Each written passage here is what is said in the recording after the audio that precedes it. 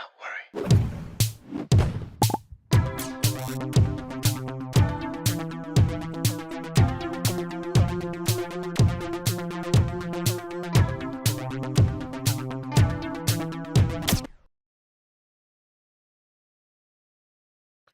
Why, hello everyone. Welcome to a brand new episode of Do Not Worry, an actual official episode number 185, folks. I am joined by the crew today. Well, one half of the crew. We got Karine here. Technically, 1/4 of the crew. Nour was supposed to be here as well, but she was delayed by her stuffs. So it's just us tonight, but we have a lot of fun topics to talk about. Let me actually just pull up a few of them. You can read a lot of them in the title of the video, but we're talking about Emma Watson versus J.K. Rowling, the beef that keeps on beefing and keeps on giving. Netanyahu met with a bunch of American influencers and social media influencers, and he talked about how he wants basically Israel to control TikTok, etc. We're going to talk about that really quickly. A bunch of American stand-up comedians are going to Saudi Arabia, and boo-hoo, everybody's losing their mind because how could stand-up comics work with such an evil country like Saudi Arabia that doesn't respect human rights? Did you guys forget that America just funded one of the biggest genocides currently happening in the world, motherfuckers? Anyone who performs in the United States is technically collaborating with an evil country. So stop being hypocrites. Everyone's a piece of shit. Hey, just embrace it. AI actress Tilly Norwood is taking over Hollywood, and everyone's panicking. It's kind of weird. It's nasty. She's like a small AI child. We're going to get into that. Jennifer Lawrence, 2 years into the genocide, folks, has shown the utmost bravery and has come out in support of Palestine. Is it too little too late? We're going to talk about that. And also a bunch of other actors, 1,200 Zionist actors, signed the letter to counter the other letter that anti-Zionist actors signed 2 weeks ago. We're having a sign-off here, folks. And James Gunn came out to clarify that the Israel-Palestine allegory that people attached onto a Superman movie is not so. And we're going to react to Paramount Plus's October 7th series, limited series. There's a trailer, folks. You want to watch the brutality of October the 7th? Well, you can watch it on Paramount Plus, owned by Larry Ellison. David Ellison, sorry. We should react to it. We're gonna when it comes out. Not the show? Trailer, the show. Watch the actual show. Do a watch along. I don't know about that. That sounds dangerous. Polish Pusher sends $2 and says, Karine bullied me into staying up past my bedtime. Well, there you go, You're Polish welcome. Pusher. You're going to enjoy it. We got some good topics to talk about. Before we get into all of these topics, let me just take a second to remind you guys that we have a Patreon that you guys can support. I know I'm behind on content this week. There's going to be a members exclusive stream, maybe tomorrow. That's for YouTube members. Thank you to amazing patrons like Eliane Mujabr, Daniel Nechle, EU Watson, superhero patrons like Coco No Mitochondria, Celine Ashmarun Bouslayman, blonde patrons like Lipton Raman, Dan Ahmad, and abductee patrons like Caitlin Kelga and Polish Pusher. Patreon content coming soon. I need to find a way to merge Patreon and members, but also, if you guys want to support the channel, you can do so by becoming a YouTube member, by gifting memberships, engaging in the live chat. We appreciate you guys so much. You guys can also join our YouTube memberships. There's different levels and tiers, just like there is on Patreon, but you guys don't need to do any of that to be supportive. It is more than enough for you guys to simply like the video, subscribe to the channel, become a Do Not Warrior, leave a comment if you're watching the replay, engage in the live chat, join our Discord, have some fun. And just like Polish Pusher just donated a $2 dono. You can do that to help us keep the lights on over here, folks. With that said, play Wordle with us on the Discord. Oh yeah, you guys play Wordle on the Discord. We're on like a 50-day streak. We're crushing it. Also, real quick, if you guys would like to watch me gaming, I have a gaming channel, Do Not Worry Gaming. We recently crossed 1,000 subs. I'm playing some American Truck Simulator. We're playing some Water Park Simulator. We're playing some Dark Souls. I'm going to try to finish Dark Souls this week. There's a lot going on. You're still playing that? Not done. Almost done. We're almost done, Karine. Here, one second. There you go. Now we got you down here as well. CH sends $2 and says, Karine keeps calling us bitches, filing HR complaint. You're welcome. Hey, you're not a coworker. You can't file an HR complaint unless you work together. Let's get into the first topic, folks. So the link to the gaming channel is pinned on top of the live chat. Join if you'd like. Join so Anthony can finally monetize the channel. We're only 500 hours of watch time away. Okay, Emma Watson versus J.K. Rowling. I talked about this last week. Emma Watson had made some wishy-washy comment about trans people and still liking and respecting J.K. Rowling because of the time that they spent together in the past. We're going to re-explore that because now she's also given a wishy-washy comment about Palestine and Israel. So let's see what Emma had to say last week about her rift. Anthony, I'm not on there. Oh, you're not on there. That's right. Now you are. Emma Watson speaks out about her rift with J.K. Rowling over the author's views on transgender issues. I hope I can keep loving people who I don't necessarily share the same opinion with. Awesome. So there she says, I really don't believe that by having had the experience and holding the love and support and views that I have, mean that I can't and don't treasure Joe and the person that I had personal experiences with. Watson said, I will never believe that one negates the other and that my experience of that person I don't get to keep and cherish. I too come back to our earlier thing. What? Like I just don't think these things are either or. I think it's my deepest wish that I hope people who don't agree with my opinion will love me, and I hope I can keep loving people who I don't necessarily share the same opinion with. So if you even understood what the fuck she was saying, she's basically saying, look, I hope I can still love people who I disagree with, and I hope that people who disagree with me can still love me. She's basically saying, even though I don't see eye to eye with J.K. Rowling, she was such a big part of my life in the past, she changed my career, etc., that I can't hate her. I was trying to give her some grace last week and be like, look, I mean, she did work with her. She was a child when J.K. Rowling, like, kind of, those movies put her on the map. She kind of owes her career to J.K. Rowling. But a lot of you guys were like, Anthony, it doesn't matter. She's a TERF, so she's a TERF. And you know what? I agree, because giving a TERF or giving any fascist, giving anyone an inch, you end up giving them a mile, okay? So she should have just stood her ground, because J.K. Rowling took the opportunity to shit all over Emma Watson. It doesn't matter. She did. She did. We're going to get to that in a second. But here's another comment that this came out this week. Emma Watson talking about Palestine. Let's see what take she had about Israel-Palestine. People don't. Oh, let me She's so British. Wow. I need to raise this up a little bit. I need to turn this down a little bit. Feel like people don't feel like they can talk about what's happening safely. This duality created where we don't seem able to care about the victims of terrorism and care about the genocide. Doesn't she look dumb? Well, I'm not judging anyone's, obviously. Girl. She's a beautiful person. I was in love with Emma Watson as a child watching the Harry Potter movies. We grew up together, one might say. But like, as her brain is trying to, like, once you try to two sides of the genocide, anytime you're trying to, both sides, anytime you try, your body just has a reaction, and her face is automatically going into dumb face mode. It's happening in Palestine at the same time. And both things have to be allowed. She's literally saying both things while holding up both hands. To be true. You have to be allowed to care about 50,000 civilians dying. 50? When was this? I'm sorry, 680,000. When was this have you updated your numbers, Emma? I don't know when this was, but 17,000 of which are children. And care deeply about the victims of this awful terrorist attack. Let's see that again. People don't feel like they can talk about what's happening safely. This duality created where we don't seem able to care. Derp face. Look at this. This is the face you have when you're trying to say both sides. We need to care for Israel. About the victims of terrorism. And care about period. Oh, derp. The genocide that's happening in Palestine at the same time. And both things have to be allowed to be true. You have to be allowed to care about 50,000 civilians dying, 17,000 of which are children, and care deeply. Care deeply. You need to be able to care deeply about Israelis. Jim D. Dukers sends a $10 dono and says, Duke, do what Karine tells you to do. Period. Is he talking to Polish pusher? Yeah. Yeah, don't be yelling at me. Mukhtar Jim, folks. We got Mayor Jim. Salutations to Mayor Jim in the chat, folks. We love Jim.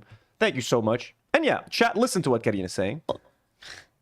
The victims of this awful terrorist attack. So anyways, where does Emma Watson stand when it comes to the genocide?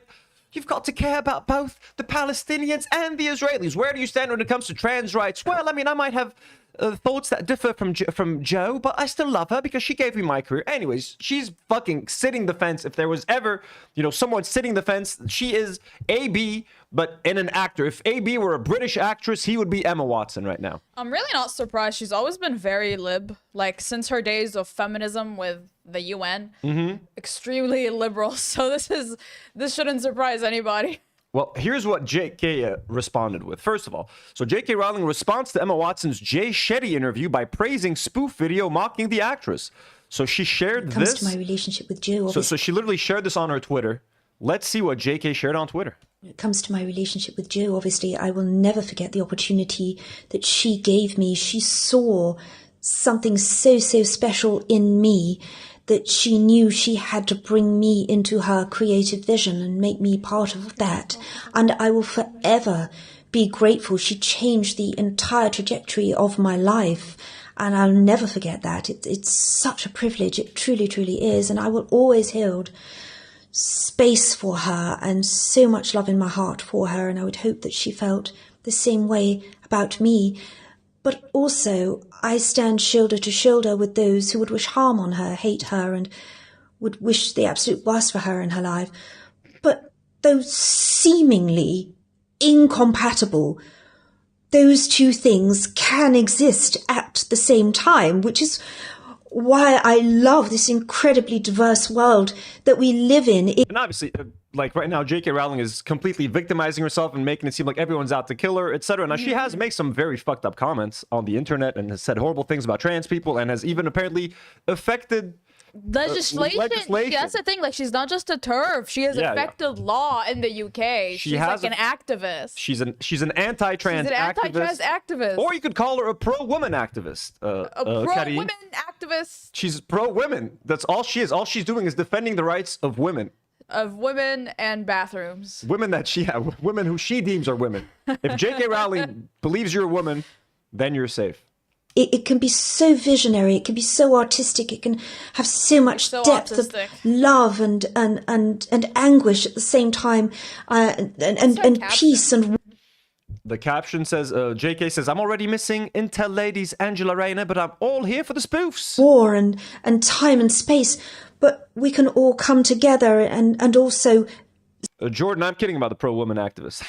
Seemingly push each other apart and distance ourselves expediently, but I truly feel that there will always be a warmth and a love between myself and her. I know she's still writing, and hopefully those writings will one day become hit movies and perhaps a franchise, and maybe she would consider working with me again down the line. My agent hasn't called me in a while, so I don't know if that would be possible, but oh, come on. Emma Watson doesn't have a hard time finding fucking work, bro. Truly would love to reconnect with her, and I hope she understands how much I truly love her.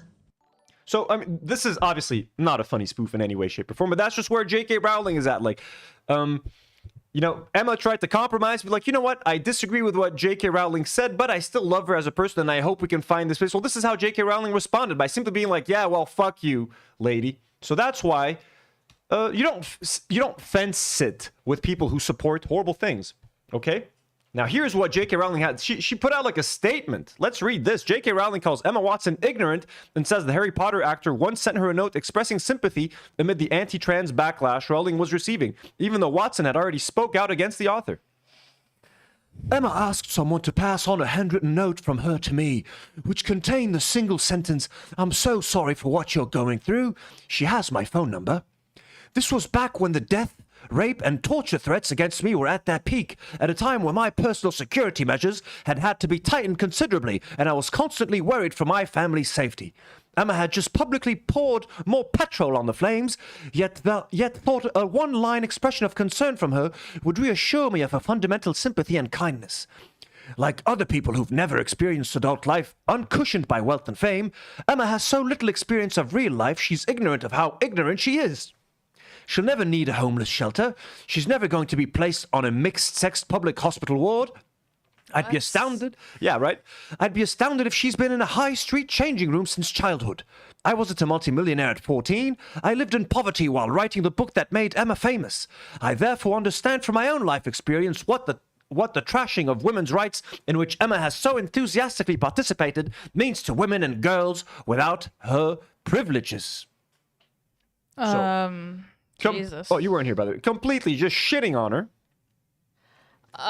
Madness Arcade sends a $5 and says, Emma came back after 4 years after being silenced for her at 3 times staunch support, at the time staunch support, just to both side.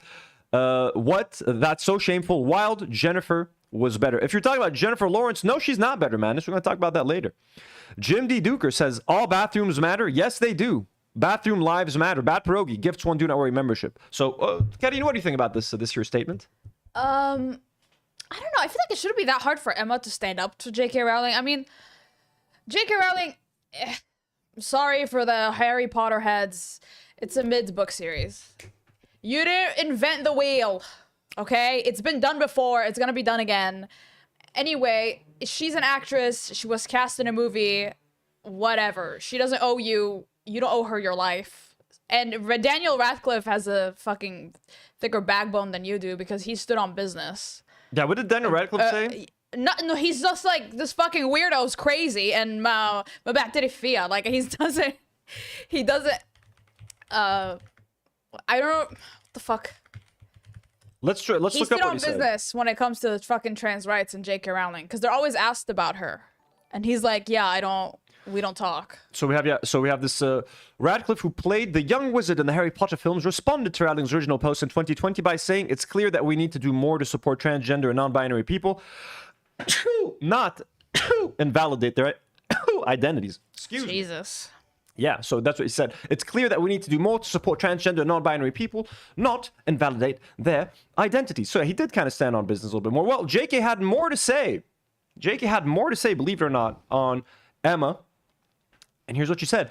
I'm seeing quite a bit of comment about this, so I want to make a couple of points.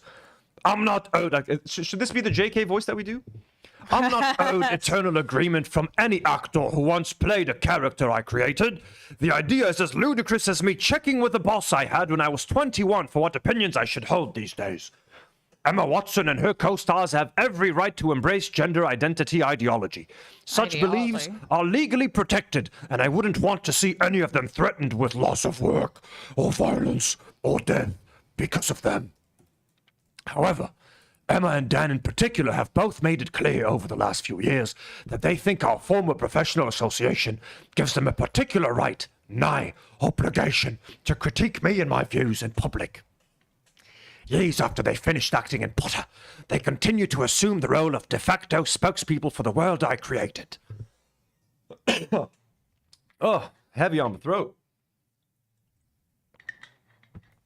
When you've known people since they were 10 years old, it's hard to shake a certain protectiveness. Until quite recently, I hadn't managed to throw off the memory of children who need to be gently coaxed through their dialogue in a big scary film studio. For the past few years, I've repeatedly declined invitations from journalists to comment on Emma specifically, most notably on the witch trials of J.K. Rowling. Ironically, I told the producers that I didn't want her to be hounded as the result of anything I said. The television presenter in the attached clip highlights Emma's all-witches speech, and in truth, that was a turning point for me. But it had a postscript that hurt far more than the speech itself. Emma asked someone to pass on a handwritten note from her to me, which contained the single sentence, "I'm so sorry for what you're going through. She has my phone number." Oh, we read that earlier. What the fuck are you reading? What is this? This is J.K. Rowling put out another statement. Not recently? Yeah. This was back when the death, rape, and torture threats against me were at that peak, at a time when my personal security measures had to be tightened considerably, and I was constantly worried for my family's safety. Emma had just publicly poured more petrol on the flames, yet thought a one-line expression of concern from her would reassure me of her fundamental sympathy and kindness. Like other people who've never experienced adult life uncushioned by wealth and fame, Emma has had so little experience of real life she's ignorant of how ignorant she is. So we read that. Let's just read it again. She'll never need a homeless shelter. She's never going to be placed on a mixed-sex public hospital ward. Is that a thing? No, all hospitals are mixed sex. What are you talking about? Yeah, what the fuck is that? A mixed-sex public hospital ward? I'd be astounded if she's been in a high street changing room since childhood. What's high street? No idea. British people, let us know what high street is. What is high street, folks? Her public bathroom is single occupancy and comes with a security man standing guard outside. Has she had to strip off in a newly mixed-sex changing room at a council-run swimming pool? What?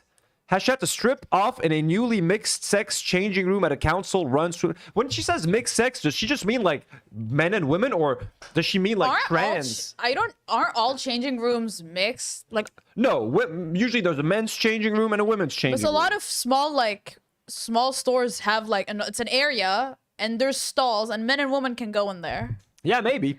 I mean, is that like the epitome of oppression to you, J.K. Rowling? I guess.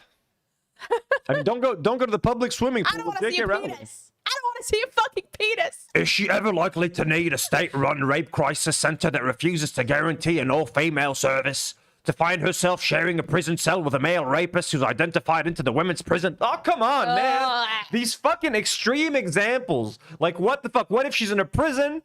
What if she's... Okay, so what if Emma Watson had to commit a crime and she found herself in a prison cell and she's sharing that prison cell with a male rapist who's decided to identify himself as a woman? Like, J.K. Rowling is going like this to try to make arguments. Like, fucking shit, lady. When did these things fucking happen? Most trans women are sent into male prisons, by the way. It's just putting that out there. What the fuck?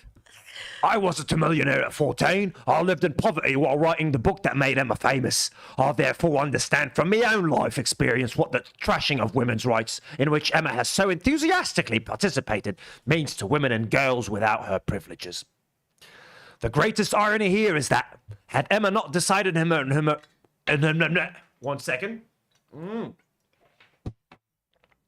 The greatest irony here is that, had Emma not decided in her most recent interview to declare that she loves and treasures me, a change of tack I suspect she's adopted because she's noticed full-throated condemnation of me is no longer quite as fashionable as it was. I might never have been this honest. Adults can't expect to cozy up to an activist movement that regularly calls for a friend's assassination, then assert their right to the former friend's love, as though the friend was in fact their mother. Emma is rightly free to disagree with me and indeed to discuss her feelings about me in public, but I have the same right and I've finally decided to exercise it. That was really long. That was very long. J.K. Rowling had a lot to say. And Mary says, Emma, you really brought this on yourself. Imagine seeing the most hateful bitch in history and saying, I know she has love for me. Girl, she doesn't. She turned on you the moment she thought you were against her. So fucking stupid. ISTFG. What is ISTFG again? I swear to fucking God. I swear to fucking God. So that is essentially the sentiment. What do we think? What do we think? Well, let's just watch this clip really fast. What does this Mermaids, lady the say? charity. Oh, God. What the fuck? Well, I'd like to think so. And I think there are some other positive signs, too, that things are shifting. When you see the media starting to say trans women are men, then I think we really are winning. But Emma Watson was careful, wasn't she, not to go too far. I think what she's going to find now is... Oh, we are winning. So this lady is full on the side of J.K. Rowling. We're winning when the media says that trans women are men. So I don't fucking know, dude. Like, look, I'm not a woman. I don't have to worry about... I don't think about these things. Like, Karine, do women actually worry about going into a bathroom and running into a trans woman? No. And afraid of getting raped by said trans woman or flashed or something? No. I've never been in the bathroom and was like, fuck, what if I see a trans woman's penis right now? That has never been a thought that has ever crossed my mind. And I am very vigilant in public because I've seen Law & Order SVU. So I'm very vigilant in public, but that's never something that worries me. So it doesn't keep you up at night? No. Going to a swimming pool and then having to go into a mixed changing room and seeing a trans woman being like, hey, I'm trans. No. Look at this penis here. Madness Arcade sends a $5 dono and says, pro-white feminine woman, if you're cis woman with even small mask feature, then she doesn't count it. Yeah. Masculine feature, small masculine feature, then she doesn't count it. Yeah, because TERFs like further this ideology of like femaleness, and a lot of women who don't like subscribe to that femaleness are like shoved into a corner, like you're not female enough even if they're cis women. Yeah, right? Like Iman Khalif, for example. Yeah. Keeker Garden Sailor Moon says mixed sex hospital ward, so a regular hospital? Exactly. What the fuck? I've been in hospital rooms with like men. Like I don't really understand. Yeah, it can be mixed, if I'm not mistaken. My bad. Madness Arcade sends a $5. It says, I'm not saying Jennifer was a better person. I'm saying her statement was better. I mean, sure, but I mean, what's a statement after 2 years? Who cares, Madness? Madness with another $5 says, she wants us to believe she wrote that massive ass book at age 14. That's cap. No, I don't think she wrote it when she was 14. Madness also, by the way, we're going to try to do your members stream tomorrow, hopefully. So stay tuned for that, member. Madness Arcade. We need to try. Are you on Discord, Madness? We need to try to like coordinate that shit with you on Discord. Bad Pierogi, who's been a member for 4 months. Thank you so much. Says Google Emma Watson and Richard Dawkins. It's the same exact person. Does she look like Richard Dawkins? Who's Richard Dawkins? He's like a writer. Wait, the God Delusion The guy? God Delusion guy, yeah. Jim D. Duker sends $5 and says, based on the actual criminal record, I'd be a lot more worried about a U.S. senator in the bathroom than anyone trans. That's very true, actually. Okay, we all know that this whole thing is just fascism. They don't care about trans women or cis women. They don't care about any of that shit. It's just meant to control. Whatever. Like, and this philosophical question of what if you go to prison and you see a trans woman who's actually a man pretending to be a woman and they say they identify as a woman. Like, what's going on here? It's just going through circles. There's no point of any of it. It's like strawman arguments. So like, what if? Answer this, theoretical. It's just a moral panic for no fucking reason. Now the entire world is worried about trans women. Meanwhile, there's like 3 of them. I am so active in so many queer communities, you guys. I have met, and I'm not kidding, 1 trans woman. 1! In Lebanon? In Lebanon, I've only met 1 trans woman. I've met many trans men, I will say that, and non-binary people. But yeah. Yeah, there's people that have like trans panics here in Lebanon. It's like, most people here have never met a trans person. I know, it's funny. It's crazy. Grow up. Oh my god, I'm so scared when other people aren't like me. Okay, so moving on, we got a quick segment about Israel and social media. Netanyahu openly talking about wanting to control TikTok, and then Netanyahu meeting with a bunch of American social media influencers to try to turn the tide on how people view Israel, even though it's too fucking late. Here, this is from Ryan Grimm. Netanyahu says TikTok is the best weapon to be purchased in the propaganda war. And this is from Dropsite News. We'll watch the clip. Israeli PM Benjamin Netanyahu, wanted for war crimes by the International Criminal Court, met today with American social media influencers and told them that TikTok is the most important weapon in the fight to secure Israel's base on the right. So let's listen into this fuckface. Do we have to? We do. You said, we talked about the woke right, and you said, I call it the woke Reich. Christian influencers, okay? You said, we talked about the woke right, and you said, I call it the woke Reich. That's a brilliant observation. The woke Reich, because these people, you know, they're not any different from the woke left. I mean, they're insane, they're movies. But they're actually meeting on some of the things. And what we have to do is we have to secure that part of the base of our support in the United States. That is being challenged systematically. A lot of this is done with money. Money of NGOs, vast. Money of governments, vaster. Okay? We have to fight back. Ooh. How do we fight back? Our influencers. I think you should also talk to them if you have a chance. To that community, they're very important. And secondly, we're going to have to use the tools of battle. You know, the weapons change over time. You can't fight today with swords. That doesn't work very well, okay? What the fuck, you have the nerve to talk about fucking weapons and weapons changing? We know what you motherfuckers fight with, you fucking savages. And you can't fight with cavalry. That doesn't work very well. Oh, it's been working for you, bombing the living shit out of people. And you have these new things, you know, like drones, things like that. I won't get into that. But we have to fight with the weapons that apply to the battlefields in which we're engaged. And the most important ones are the social media.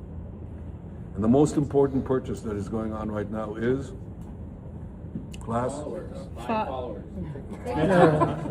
TikTok. TikTok, number one.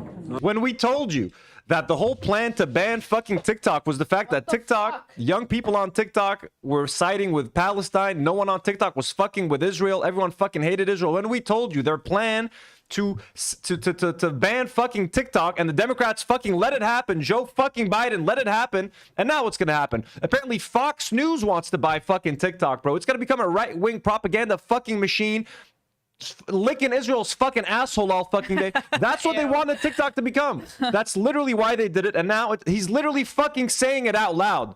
TikTok is the most important thing that's happening right now. It's the most important purchase. Number one.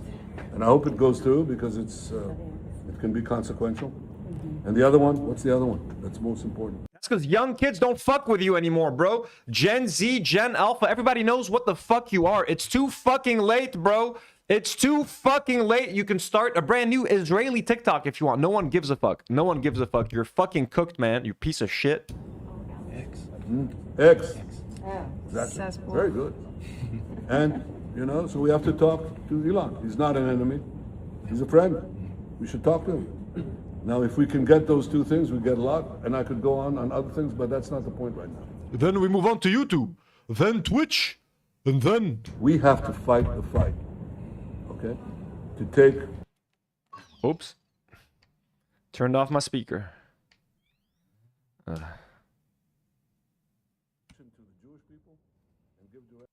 Sorry, 1 second.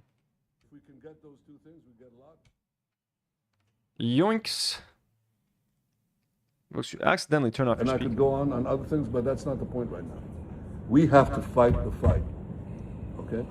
To give direction to the Jewish people and give direction to our non-Jewish friends or those who could be our Jewish our friends. Are we going to succeed with everyone? No. Will there be a strong counterpart? Yes. That's what we need, folks. Friend of the show, Elon, folks. Friend, Elon Musk. Who doesn't love to need to work with X? Exciting times, folks. Exciting times. I love that YouTube accepted $50 million from the Israeli government. I love that TikTok is about to get purchased by Fox News. I love that Netanyahu is friends with Elon Musk. Only good things. Here's another video. Israeli politician Yair Golan openly declares that the next step is imposing strict controls on social media, blocking anything authorities label as propaganda. He insists this is a global issue and calls on the United States to lead the way in pushing the same kind of censorship. Golan specifically names X, demanding it silence voices he considers a worldwide threat. What? The next thing we will do, is to put restriction on the social media in a way that not allowed to make brutal propaganda in the social media. Fuck you. Fuck Israel. Fuck the idea. Fuck your hasbara. Fuck your propaganda. Listen, let's get it all out of the way before we get banned, Karine. Censorship. Fuck you. كس امك بايدك كس ام سليلتك كلها يا اخو الشرموطه وشعبك كله صهيوني يا اخو الشرموطه. There we go. I feel better. Because this is a worldwide problem. Yeah, you are a worldwide problem. Israelis are a worldwide fucking problem. You and your stupid little yellow fucking pins. And it should be initiated by the United States of America. Take some English classes. اختك اخت اليونايتد ستيتس اخت الشرمطه يا اير كس امك بايد انت والسوشيال ميديا تبعكم. Like with everything we talked about yesterday, Trump considering if you question Christianity, you can be considered a leftist extremist and you can be arrested. If you question traditional American values, if you're an extremist on migration, fuck, so you can't even use social media. At this point, social media is made to entrap you, to say something that the government finds offensive, to fucking arrest you. That is the whole point of social media now. Yeah. The place where all the big firms The pig. is settled. Facebook and X and all the rest. This is a major problem for democracy all over the globe. Oh, it's a problem. Look, Yair, what do you mean?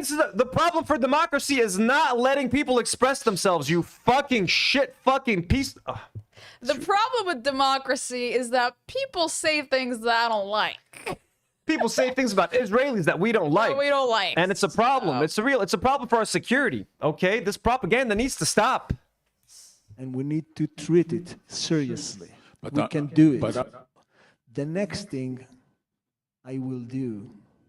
We will do. The next thing Why does he sound Swedish? He's probably Swedish. He's probably is Swedish. to put restriction on the social media. The social media. Oh, I'm going to make a cake. What the fuck, man? So who's this guy again? Where was this? Yair Golan.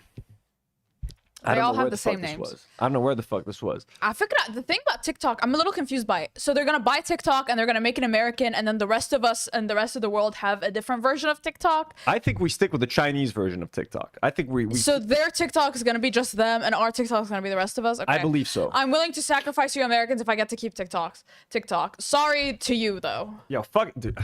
This is crazy. My condolences. This is really terrifying, though. Everything that's happening, in America right now and like in Israel. And honestly, the censorship really fucking scares me. I think we're headed to a point where my channel might be demonetized. I might be banned off of YouTube. Forget me going to jail or me trying to get into the States to visit my family and what's going to happen at the border if they fucking scan my social media for 10 fucking seconds and all the shit that I fucking said against Israel, against Trump, against the U.S. administration. Hey, all that was fine. shit. You were fine last time. Last time, but it's getting worse. They keep adding. Now they can take away your passport if you say anything that they consider to be extremist. Like, it is legitimately insane. And now you have these fucking Zionist fuckers being like, yeah, we're gonna fucking make sure you can't criticize Israel on social media. Like, that's it. We need to censor. We need to make sure Facebook, X, all of them, they stop you from sharing your honest opinion. That's what's fucking happening right now, folks. And this is fucking terrifying.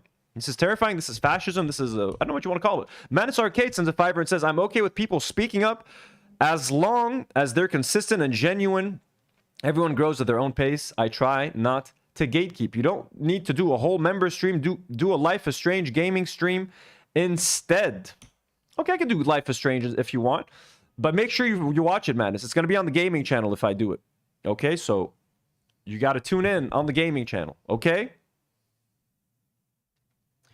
And here is Netanyahu meeting with a bunch of influencers. So Prime Minister Benjamin Netanyahu. They're right-wing influencers. They're not regular influencers. They're like influencers whose content's already like conservative. Great. So it's not like regular lifestyle ones.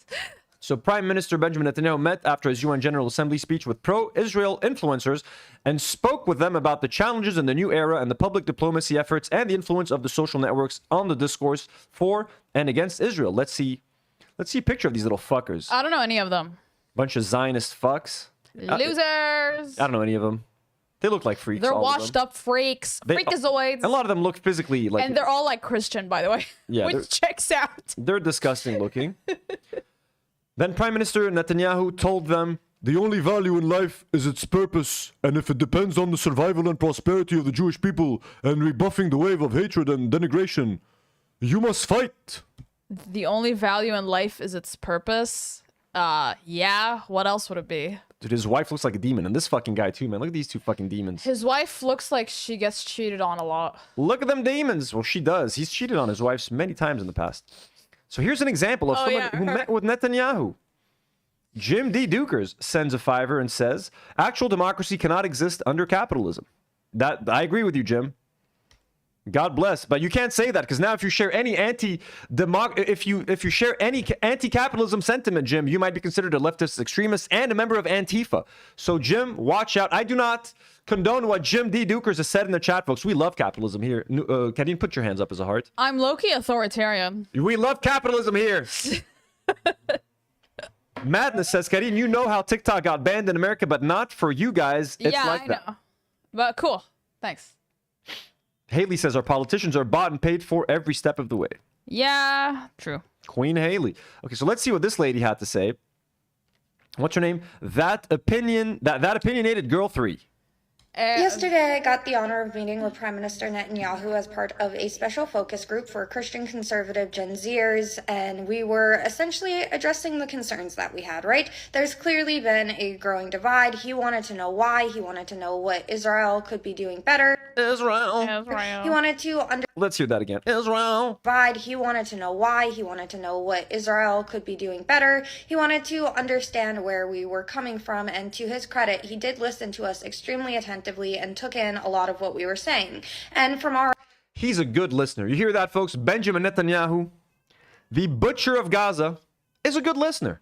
Let me go put Maki somewhere safe. And while, of course, we were polite and we were there also trying to form more unity, we were asking him the hard questions that a lot of people from our generation have been raising concerns about.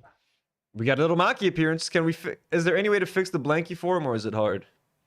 Isn't it like slobbery? Slobbery? You're afraid to touch the blanket because it was little. Because it was slobbery, yeah. You're a little slobbery. Come on. Mac. Go. Oh. He looks cute. Go. Did you watch those ice vids? Yeah, we watched them yesterday. Those were funny. Those funny? Those are fucked up. There was one that I forgot to watch where one runs away. The ones where they're running away and the one where the guy falls and then his clip falls on the ground and he's really bad at being the top. No, I didn't watch funny. that one. I watched the one where the guy runs away.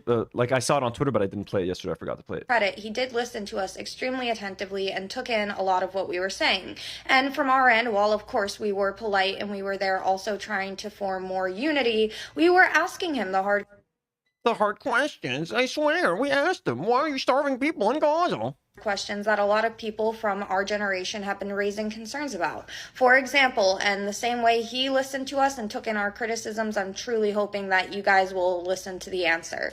AIPAC. AIPAC is something that I see all the time. Number one, AIPAC is not an Israeli organization. It has no ties whatsoever to the government of Israel. It's not foreign lobbying. It's a lobbyist group that happens to be lobbying for a certain group of people, right? Or a foreign country. It's a foreign lobby. They're Americans. It's an American corporation. They just love Israel. They're just lobbying for Israel on behalf of Israelis, but they're actually...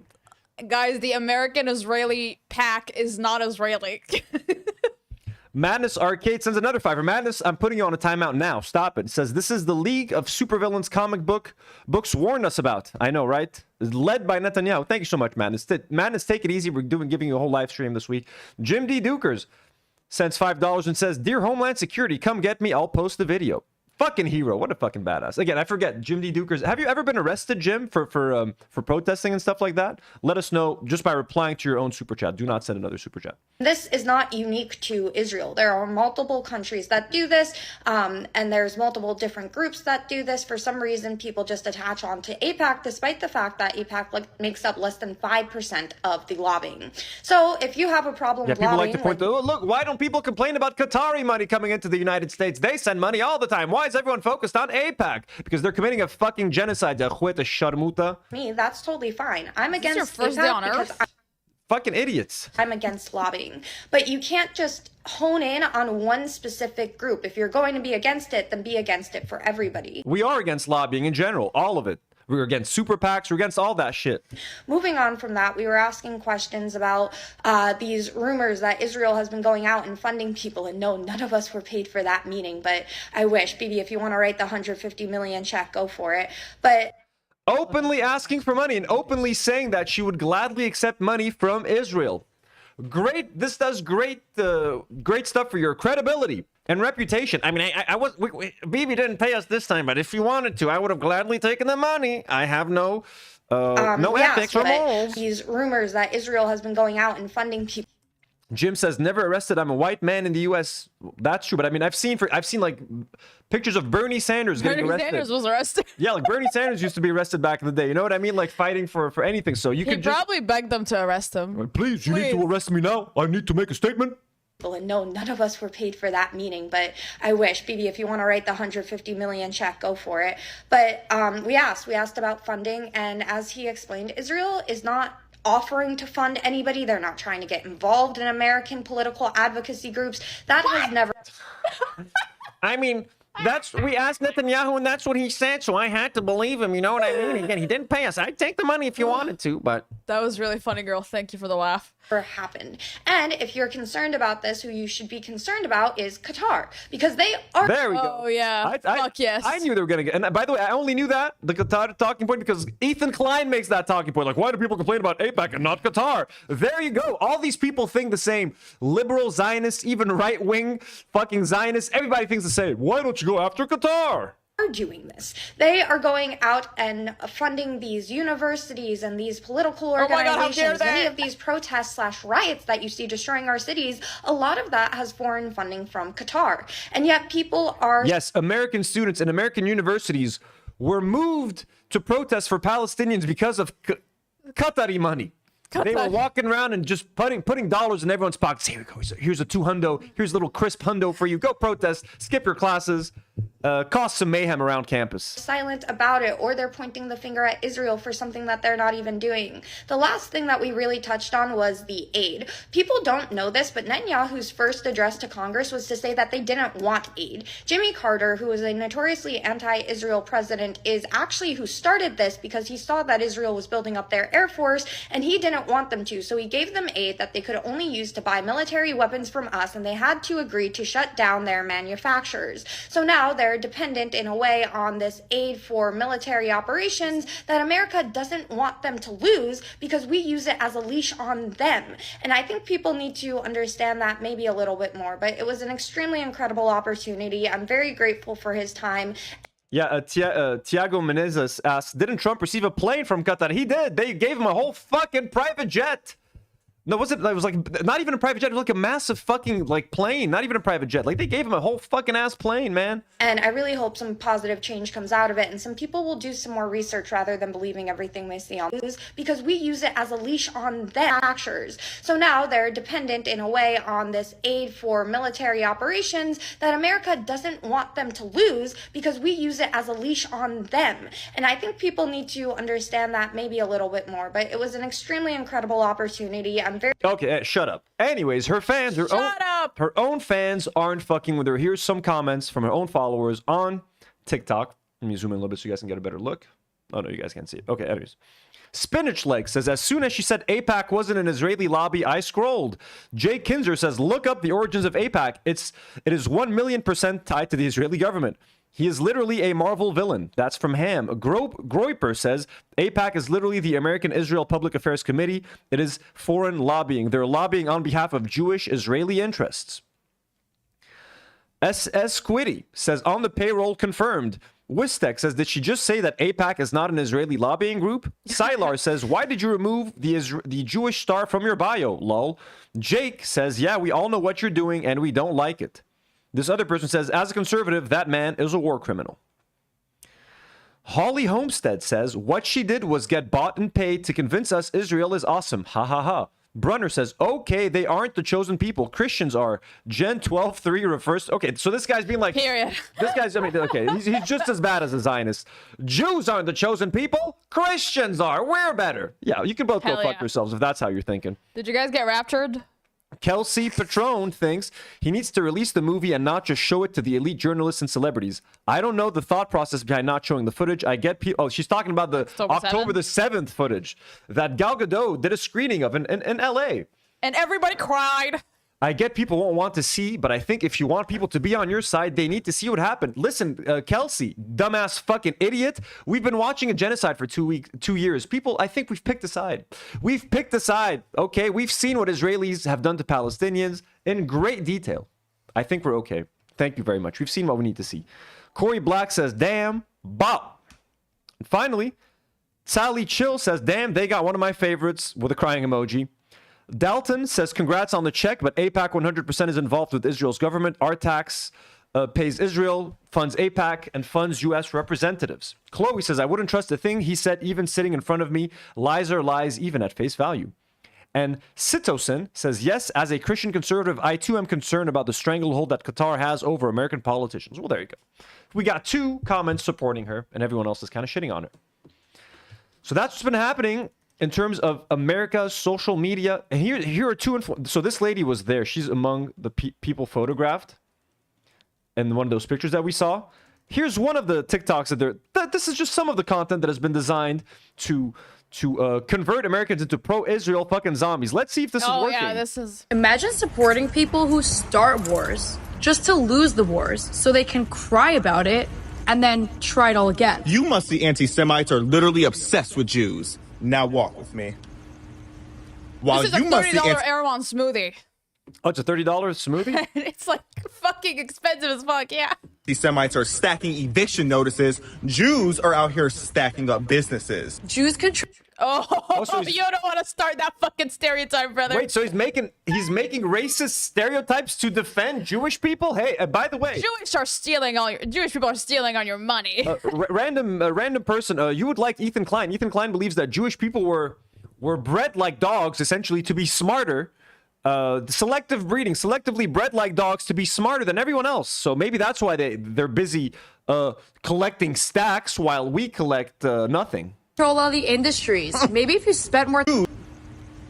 While you musty anti-Semites are stacking eviction notices, Jews are out here stacking up businesses. Jews control all the industries. Maybe if you spent more time taking notes from successful people, you wouldn't have to spend your nights and weekends spreading hate from your anonymous account with an anime profile picture.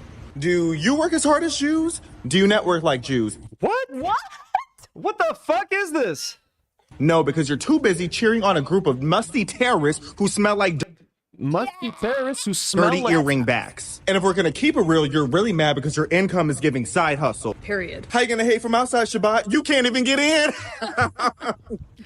The way to get people on your side is to shame them. Use Shame, an annoying gay man. Yeah. get an annoying gay man to shame how much money people make. You know, call us anti-Semites. Say that Jews are smarter than everyone else because they're busy stacking stacks or whatever the fuck he said. What is going on here? So everyone who's not a Zionist is broke and poor, and all Jewish people are stealing the money. Cool. Madness Arcades asks, did you see the video where the guy said F Trump, dropped his phone, went to pick it up, and they still couldn't catch him walking on his bike? Lamau, I saw the guy running away on his bike. That was really funny. Jim D. Duker says, before 9/11, a white guy had to go out of their way to get arrested. It really only happened if the guy wanted the optics of an arrest. Yeah, that's what I'm thinking. Like, a lot of politicians get arrested at protests. A lot of white people, Jewish activists were protested when they sat in, like, the New York the train station, protesting for Palestine. So when there's like these big mass protests that people attend just to get arrested, essentially, I know what you mean, Jim. I know what you mean. Tetrafun gifted 10 memberships. Tetrafun, our God tier member. Thank you so much, Tetrafun. She gifted 50 Do Not Worry memberships last time as well. Tetrafun, we love you. Thank you so much. Our favorite Turk. The only Turk that I like personally. We love you so much. Thank you so much, Tetrafun. So yeah, this is the worst fucking video. This is gonna make people... the worst video of all time. This is great though. This makes people hate Israel. Like, are you fucking kidding me? It's also PR for us. But this is bad because this makes people like dislike Jewish people. Like, honestly, like if you walk around and see people like, we're better than you, we make more money than you, we work harder than you, Arabs are musty, smelly terrorists. Like, this could technically turn people into anti-Semites. So you don't want that. But anti-Israel, we all good.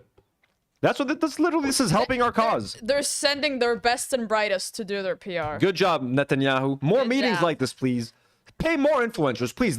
Let this guy lead the charge. Let him lead the charge for pro-Israeli content. The thing is, Zionists are so like anti-charismatic that this is probably the funniest person they got. Honestly. I love that he's laughing at the end. Like, it's so funny. Shabbat, you can't even get in. We don't want to go to Shabbat. Hilarious. This is totally gonna flip the young kids to your side. Madness sends another 5 and says, he calls us musty when they don't even wash their ass. Also, you can't say Jews run the world. That's anti-Semitic. Also, Zayos. Exactly. This is the most fucking anti-Semitic thing I've ever seen. And I will say, the shatafe bidet is the best thing that has ever been invented, and that's why we are God's chosen people. Yeah, don't be talking about Arabs smelling musty when you don't even wash your fucking assholes. Americans just discovered wet towels to wipe their asses with. Like, come on. You just discovered the bidet. Sit down. Come on. Okay, speaking of, we're going to talk about the Saudi Arabia Comedy Festival. This thing is annoying because I don't disagree, but it also annoys me when... I have opinions on this. It also annoys me when, at this point, Americans, Europeans, Westerners talk about human rights, talk about abusing people. Who the fuck are you? Stop it, okay? So, Jim sends $5 and says, I'm also kind of a coward, lol. Agitprop is my strength. Jim, do not say that about yourself. You're a fucking hero. We fucking love you in this community. And hey, who isn't a coward from time to time? It's nice to be a coward. You gotta look after yourself, okay? Some self-preservation is why humans have made it as far as we have. Cowardice is an important trait. I think it's overlooked. You know what I mean? People who run towards the fire don't usually survive. It's people that run away from the fire that make it, Jim. So we value all our cowards. Madness Arcade sends another 5 and says, he's even got the snobby rich people laugh from cartoons. He's entirely evil. So folks, you guys might have heard of this. The Riyadh Comedy Festival, it's happened on my birthday, on September 26th. Oh, to the 9th of October. Okay, so it's a long-ass thing. It's happening for another few more days. And it's a who's who list of washed up comedians. Okay, so this person says, still can't believe this is real, Lamau. Absolute sellout. So I'm going to try to name the ones that I recognize. Okay, this is... this is the guy from Your Mama's House. What the fuck's his name? I know his name. Can you zoom in? I can't see. No, they won't let me. This is a bit bigger. Okay, well, this is I can't see. So this is Pete Davidson. Okay. This is Aziz Ansari. We got Aziz Ansari. We got the redhead and fucking... The Asian guy. I forgot what their names are. The redhead and the Asian guy, yeah. Dave Chappelle. We got Andrew Schultz. We got Louis C.K. Fuck. Oh, the who's who of sexual predators. We got Chris Tucker, who was on the Epstein's island, or at least on the jet. He was on Epstein's plane. We got this little fucker. What's his name? Kevin Hart. Kevin Hart. Bill Burr. This surprised a lot of people because Bill Burr is very much like a leftist and anti, like, you know, fascism and anti-government, and you would assume anti-Saudi Arabia. Jonathan Carr, what's his name? Something Carr. The guy, fucking, you know him. What's his name? He has a Netflix special. Him, yeah. The fat guy. Yeah, I forgot his name. The chunky guy. Yeah. I forgot his name. This guy had a movie recently. He's like Italian. He had a movie that flopped. This is Whitney Cummings. Russell Peters. This guy got me into stand-up comedy. He had a very funny like stand-up set when I was like fucking 15 or some shit. Russell Peters back in the day. Okay, Santino and Bobby Lee. That's right. Jimmy Carr. Okay, Jimmy Carr. Tom Segura. That's right. Tom Segura was that first guy. That's Tom Segura right here.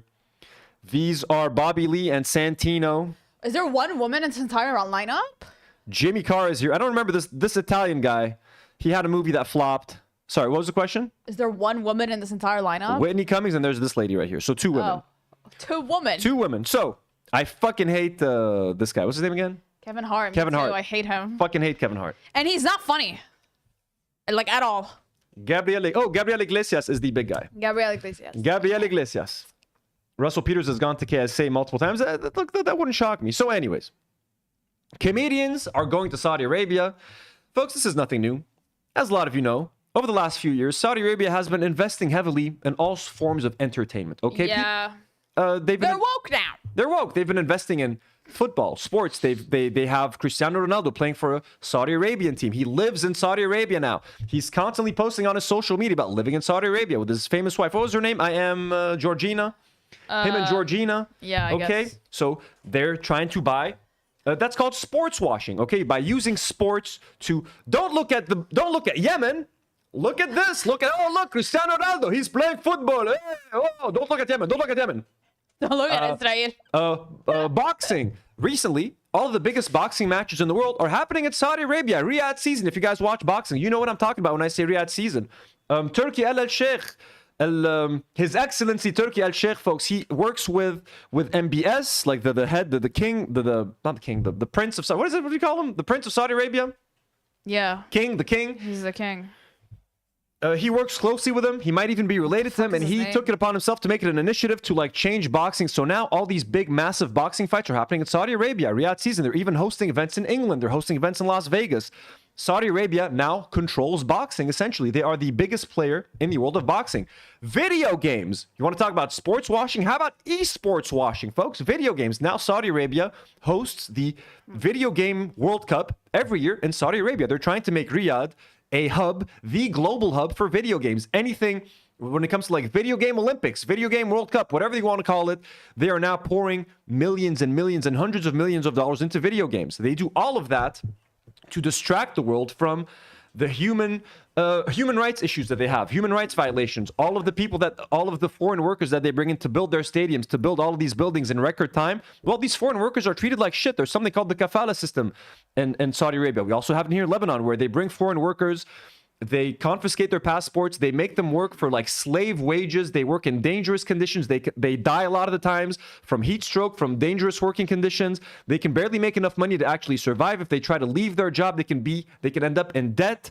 So they end up being slaves for the Saudi government, working these low-paying jobs, dangerous jobs.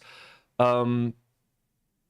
don't need to get into what Saudi Arabia does to be a good or bad country. There's a lot of fucked up things that happen in Saudi Arabia. I've been to Saudi Arabia twice in the past through work. We had shot a reality TV show over there. Very interesting experience. Beautiful nature. I spent most of my time in the desert, exploring the desert to find locations to shoot challenges for reality TV. Spent a lot of time with camels and animals, and I saw a bunch of baboons and stuff. The culture, the people that I met were very nice, but certainly there's some weird things in the culture that I'm not used to. Now, why are people freaking out over this comedy festival? You know, how can these comedians go to Saudi Arabia? How can they accept blood money, folks? Saudi Arabia, which is currently, bombing Yemen. Saudi Arabia, which is helping Israel in what it's doing against Palestinians. Saudi Arabia, which was behind 9/11 in many ways. You know what I mean? Like Bin Laden was a Saudi Arabian man. So how could you do this? How could you betray your country? Here is Cal Kalinske sharing a clip of Mark Maron talking about this. There's a Riyadh Comedy Festival. I don't know if you heard about that. This is true. There's a Riyadh, Saudi Arabia Comedy Festival. I mean, how do you even promote that? You know, like, from the folks that brought you 9/11. Okay, you can't make that joke. 2 weeks of laughter. I know, right? After in the desert. Don't miss it. I mean, the same guy that's going to pay them is the same guy that paid that guy to bonesaw Jamal Khashoggi and put him in a fucking suitcase. But don't let that stop the yucks. It's going to be a good time. Full disclosure, I was not asked to perform at the Riyadh Comedy Festival, so it's kind of easy for me to take the high road on this one. Easy to maintain your integrity when no one's offering to buy it out, you know. Look, I like Mark Marone as much as the next person. He's making a good point right now. Anyone who criticizes this, technically, yeah, you're making a good point. Why would you want to go aid this country in whitewashing their reputation? Why would you want to go participate? You're clearly accepting money to essentially pretend that Saudi Arabia is a better place than it actually is, or to help them launder their own image globally. Look at the celebrities that we can get. We can get all these people. Isn't Saudi great? Don't you want to come book your next vacation to Saudi Arabia? Don't you want to see what we're building in the desert? Vision 2030? All that sort of thing. I just don't understand what kind of jokes they can make with this Saudi. They're going to be censored. They're going to be the Saudi censorship. It's not going to be funny, especially if your whole thing is being edgy and the left is trying to silence us. They're going to be very censored while they're there. Mark Marone, clear. So Mark Marone responded to Whitney Cummings. Whitney Cummings wrote this: comedians did not sign up to be your hero. It is our job to be irreverent and dangerous, to question authority and take you through a spooky mental haunted house so you can arrive at your own conclusions. Stay focused on the people we pay taxes to be moral leaders.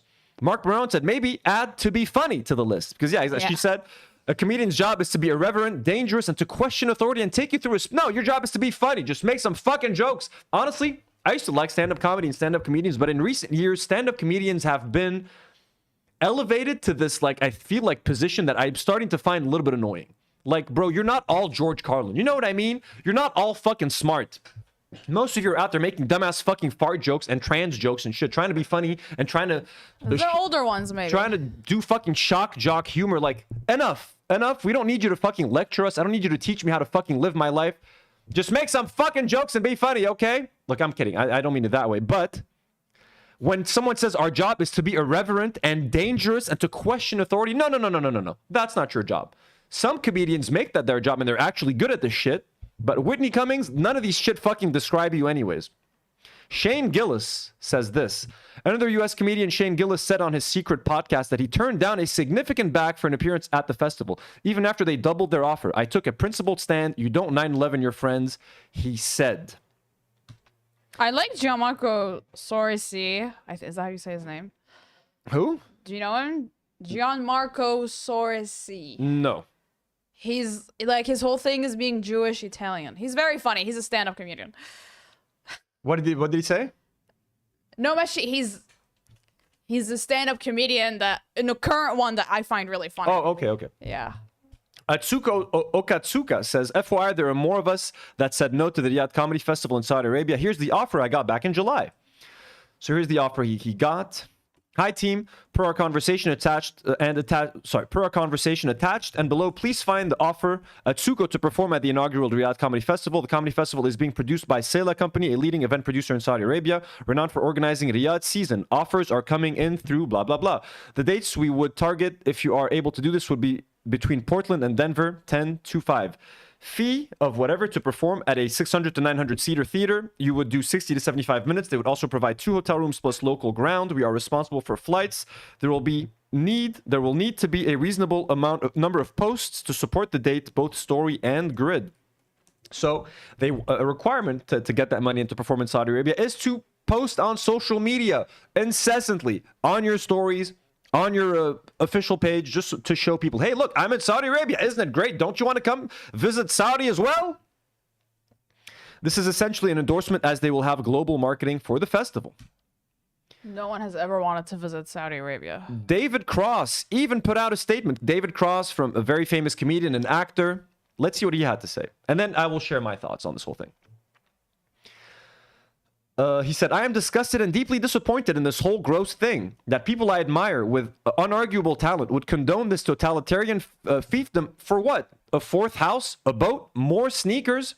We can never again take seriously anything these comedians complain about unless it's complaining that we don't support enough torture and mass executions of journalists and LGBTQ peace activists here in the States, or that we don't terrorize enough Americans by flying planes into our buildings. I mean, that's it. You have a funny bit about how you don't like Yankee candles or airport lounges. Okay, great, but you're cool with murder and or the public caning of women who were raped, and by having the audacity to be raped, were guilty of engaging in adultery. Got any bits on that? These are some of my heroes. Now look, some of you folks don't stand for anything, so you don't have any credibility to lose. But my God, Dave and Louie and Bill and Jim, clearly you guys don't give a shit about what the rest of us think. But how could any of us take any of you seriously ever again? All of you bitching about cancel culture and freedom of speech and all that shit? Done. You don't get to talk about it ever again. By now, we've all seen the contract you had to sign. You're performing for literally the most oppressive regime on earth. They have slaves, for fuck's sake. They're not performing for Israel, okay? Relax. Yeah. David Cross. That would be even worse. Let me see. I think he mentioned something about being in Chipmunks, Alvin and the Chipmunks, and he almost got like ruined for it. Let me try to see if I can find that. The full thing. Where's the full thing? Come on, bro.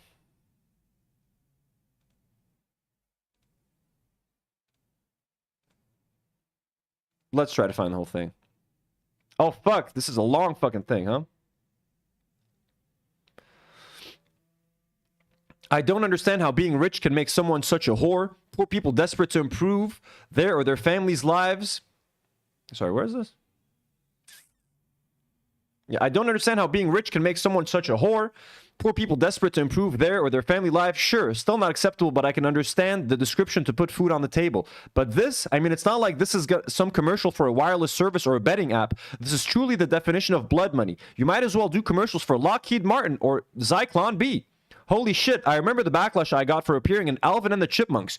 You would have thought that I had taken money from a bunch of people responsible for funding Al-Qaeda.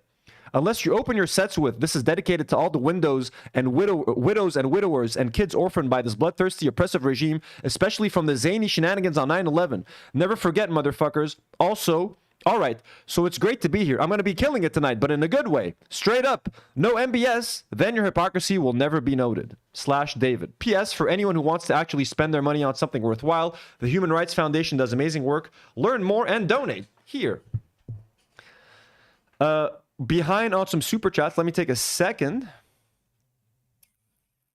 Jim D. Duker sends $2 and says, Mark Moran gets cooler every day. CH says, Saudi just bought EA, by the way, for $55 billion. Oh, that was Saudi Arabia bought EA Games? Okay, so that's part of the sports washing esports washing that I was talking about seconds ago. So Saudi Arabia just bought EA Games for $55 billion. I read that EA was acquired. I did not read that it was from Saudi Arabia. Jesus Christ. Jim D. Dukers sends another $5 and says, sorry to disagree, Karine, but Mark Moran can make any joke he wants. You cannot fight with the Mukhtar, Karine. Madness Arcade sends a $5 and says, do a Life is Strange game stream with the girl since it's a girl protagonist. Don't need member stream. Fine. Madness is going to be a stream just for you, not a member stream. Okay, but we're going to pretend that it's a member stream. I can't guarantee that the ladies will be here, but they'll be here in the live chat if they can't be here. Ellen sends $2 and says, the top payout for this show was $1.6 million. Holy shit. They paid someone probably Dave Chappelle. Madness Arcade sends Kevin another Hart, $5. Probably. And so what's up? Kevin Hart, probably. Oh, yeah, probably Kevin Hart. That's right. Madness Arcade sends a $5 and says, has Whitney spoken on Palestine if she wants to be rebellious? And Fart Twain sends a $5 and says, Pete Davidson's father died in the Twin Towers. Now he's going to perform for the people that funded it. That is pretty fucking crazy. Pete Davidson being there is kind of crazy. Now, look, I'm going to give you guys actually, let me read one final thing and then I'll get into my thoughts and Karim's thoughts. This is Duncan Trussell. I think he wrote this sarcastically. My thoughts on the Riyadh Comedy Festival. Before I venture further in this massive, let me just say that I was not invited to the Riyadh Comedy Festival. They fear men like me. They fear my integrity and my courage. Comedy is subjective, but certain traits of comedians are as unchanging as the song of the Texas wind whistling through wild sage. Comedians are moral people, good people, family-minded people. The majority of us are known for not only our witty stories, but for our purity. This is why stand-up comedy is known as the virginal art. Comedians serve not only to enliven audiences with our jibes, but as watermarks of virtue, by which all other men must judge themselves. What do Woody Allen, Bill Cosby, and Tim Allen all have in common? Not just their amazing bodies of work, but their exemplary lives spent seeking justice for the marginalized and speaking truth to power. It goes without saying that I am beyond disappointed to see my brethren travel to such a foul land to share their craft, especially when they could just easily perform in America, a country that has never violated a single human right. A shining light upon a hill. God bless her. This weekend, I will not be getting paid $500,000 to perform in Saudi Arabia, but will be in Salt Lake City at Wise Guys, where I will forego my jokes to expound upon the writings of bell hooks. I hope to see you there. In the name of comedy and justice, Duncan Trussell, Mensa BA in Psychology. Here's where I stand on this whole thing, folks. Saudi Arabia is not a great country in terms of their government. They're an oppressive regime. They can be very oppressive. They're a violent regime. They fund many wars. They're funding a war against Yemen right now, the poorest country in the world. They are helping the U.S. destroy Palestine. They are eager to normalize relations with Israel. MBS only isn't doing it because the population in Saudi Arabia would never fuck with that. But MBS, more than happy to sign a deal with Israel and to move on. They've denied countless human rights. They've done horrible things, okay? And yes, they have men that used to walk around with canes and smack women if they're not wearing a veil, if they're not covered up enough, etc. It happens. Women weren't allowed to drive without men. Women aren't allowed to travel unless accompanied by a man. There's all sorts of weird things over there, okay? But I think the world is being a bit hypocritical at this point, okay? How many wars has America started? How many people is America responsible for fucking murdering? America is right now directly responsible for the genocide happening in Gaza, where 680,000 people have been murdered, okay? Performing in America is the same as performing in Saudi Arabia. I'm sorry to tell you, if the last 2 years have exposed anything, is that the West has no fucking right and no fucking ground to stand on when it comes to lecturing other people about human fucking rights. The term human rights, honestly, at this point sounds like a fucking joke because of the West and Western countries and countries like America, France, the UK, all of the shit. I'm sorry, guys. You do not get to lecture us. You are not more moral than Saudi Arabia. Your wars are not less harmful than Saudi Arabia's wars. The people you have killed are worth no less than the people that Saudi Arabia have killed. If it's shameful to perform in Saudi Arabia, it is shameful to perform in America. It is shameful to perform in England. It is shameful to perform in France. It is shameful to perform in Germany, in Spain. It doesn't fucking matter. It's all the fucking same. Your crimes are no less significant than the crimes of the Saudis. And their crimes are significant, and their crimes are fucking true. And I do not support Saudi Arabia. I would not go attend one of these events and pay good money to support these events. But stop acting holier than thou. You are responsible for the deadliest and most brutal genocide to ever happen in modern day. And we are watching it all happen live in 4K. You have nothing to talk about when it comes to human rights. Shut the fuck up. I don't give a fuck. I don't give a fuck what Americans and Westerners and Europeans think about human rights anymore. It doesn't fucking matter. You wanted to make a difference? Stop the genocide that started 2 years ago. That's what you would do. I don't give a fuck. Some comedians want to go and make some fucking jokes in Saudi Arabia and accept blood money. Guess what? Any artist that has performed in the United States has technically accepted blood money. So stop it with the bullshit. Both are violent. Both are shit. Both are bad. That's what we're doing here. I'm not fucking sitting around. Michael C says the difference is that the Saudi government paying the comedians, these are not private trips. It would be like taking, it is technically funded by the government. That is true. The difference is that when Saudi Arabia pays someone, you're technically being paid by the government to be silent. It is different. But I'm sorry. Ultimately, if you're a band, if you're an artist, you're traveling to the States, you're spending your money, you're eating at restaurants, you're going to hotels, you're paying, all that money ends up paying taxes to the government. It ends up kind of being the same thing. Okay. Aren't they performing for people there too? Can't you buy tickets to go watch them? I don't. Yeah, they're not performing for the government. They're performing for people. But the government is funding the initiative. It's funded by the government. But I'm sorry though. Far Twain sends $5 and says, "Here's what you're missing. They're performing for the government, not people. If they were performing for the U.S. government, I'd condemn it." No. Far Twain, they're not performing for the government. There might be some government officials present. This is an event open to the public. This is like when Beyonce performed in UAE. Yeah, they're not going to perform for like princes and like people related to MBS. Anyone can go buy a ticket to this comedy festival. Is the same thing. If you want to go attend the Gaming World Cup, you can go buy a ticket and attend. You want to go watch. You want to watch a fight happening in Riyadh season. You want to watch what's his name? Tyson Fury versus Alexander Usyk. People, you can buy a ticket and go watch that fight. Just stop pretending that the U.S. is some beacon of human rights. We just watched videos of ICE soldiers yesterday, ICE officers, grabbing random people off the streets and throwing them to the ground. A 79-year-old man was pushed to the ground. A mom, was pushed to the ground, hit her fucking head on the floor with her 2 kids present. They're policing speech. Like, the U.S. is becoming Saudi Arabia. I'm sorry. Madness sends $5 and says, for tomorrow, will you buy Life is Strange tonight or on Steam? It's free. I already downloaded the first part of Life is Strange. It was free on Steam, Madness. Far Twain. So we appreciate you, Far Twain, and I agree with what you guys were saying. Okay? I'm not here to support Saudi Arabia. I'm not here to defend what Saudi Arabia is doing. In many ways, some of the things Saudi Arabia does is worse than what America does. But some of the things that America does are worse than what Saudi Arabia does. How many people have died because of American wars, guys? Come on. How many people have died because of American wars? You don't even know. You can't even put a number on it. The genocide that is happening right now in Gaza, America has funded, 80% of this fucking thing? The blood is on America's hands just as much as it is on Israel's hands. So, yeah, it's weird for Bill Burr, a comic that I look up to. I fucking love Bill Burr. He's a fucking leftist. He's fucking anti-capitalist. It is weird for Bill Burr to go perform in Saudi Arabia. You know what I mean? And now when he tries to rant online, what he says is going to seem a little bit less credible for me. But anything that happens in the United States is technically happening on like the most violent, most belligerent nation on the planet, second only to Israel. So everybody has blood on their hands. Stop acting and stop thinking that you're holier than thou. And again, Ethan Klein yesterday on the H3 made a whole episode about, these comics are performing in Saudi Arabia. How shameful. Ethan, you're a Zionist and you support Israel, bro. So shut the fuck up. Can everyone just shut the fuck up?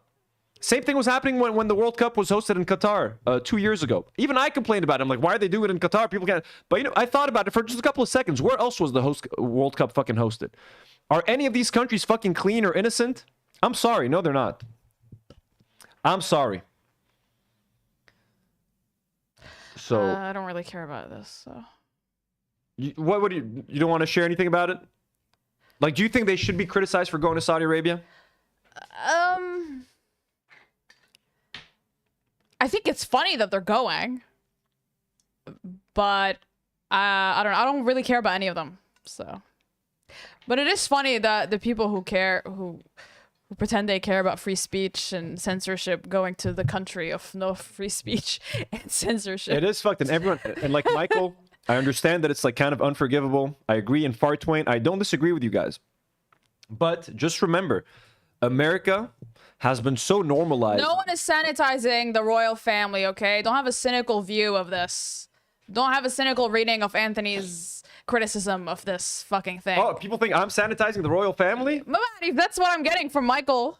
Michael, bro. Relax, you know us. Michael, I've actually been to Saudi Arabia, man. I've seen what conditions can be like over there, okay? Like, I've spent time there.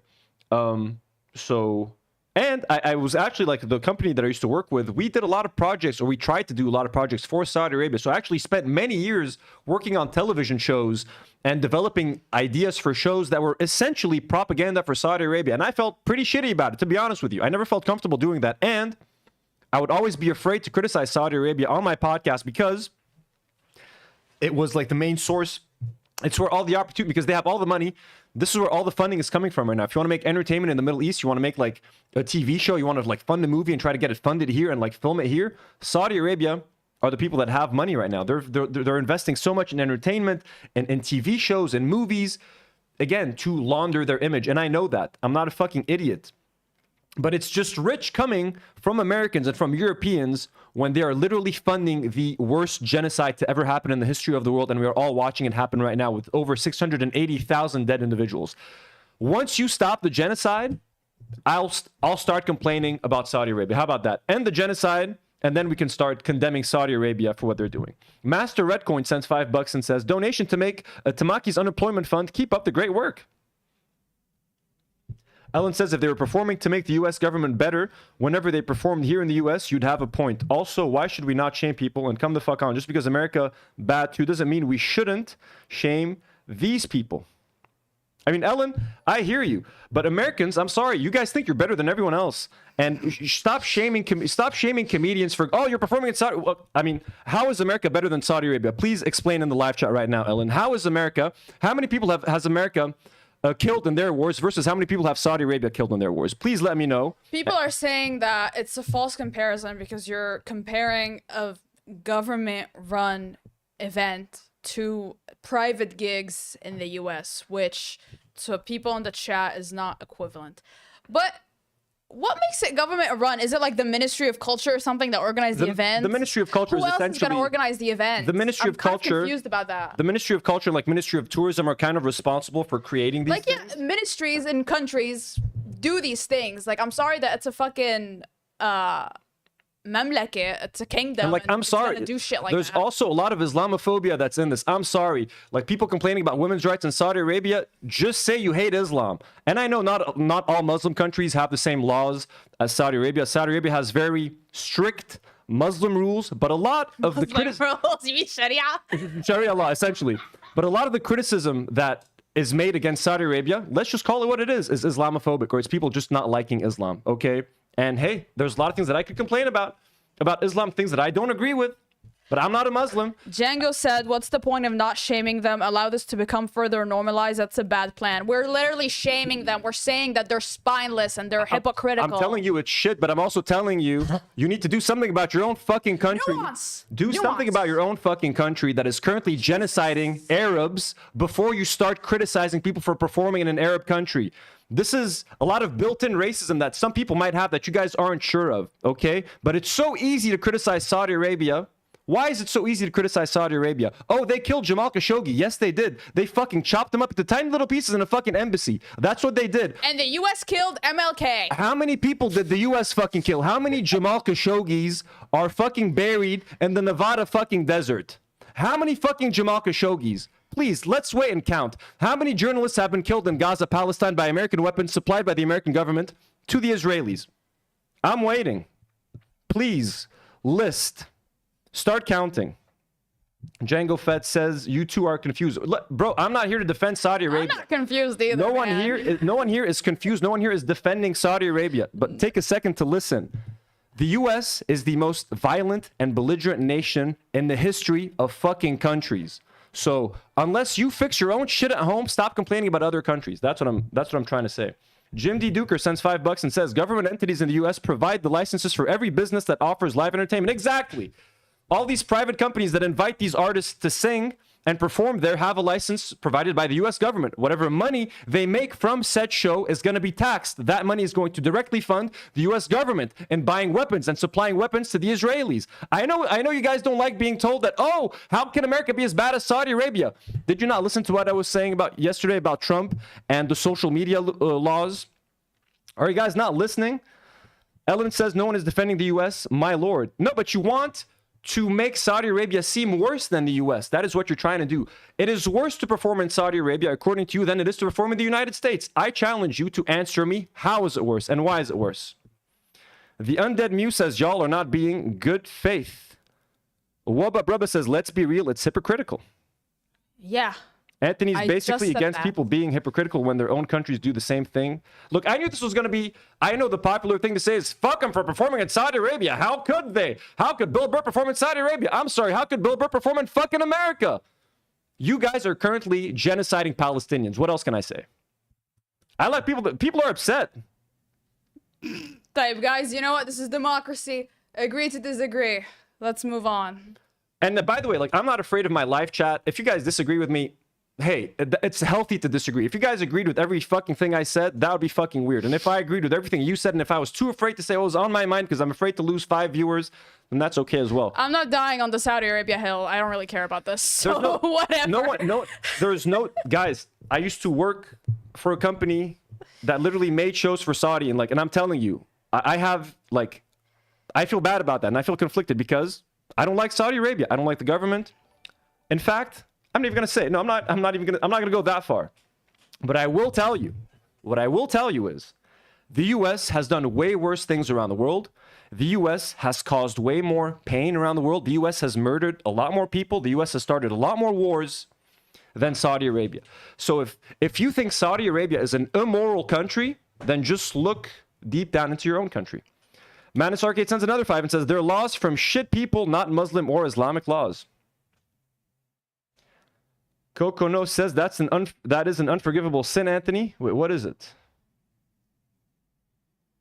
What did she say in the beginning? That is the meta, Anthony. So I can't keep... can you keep up track of the chat? Let me know what's happening. I come in. I'm confused.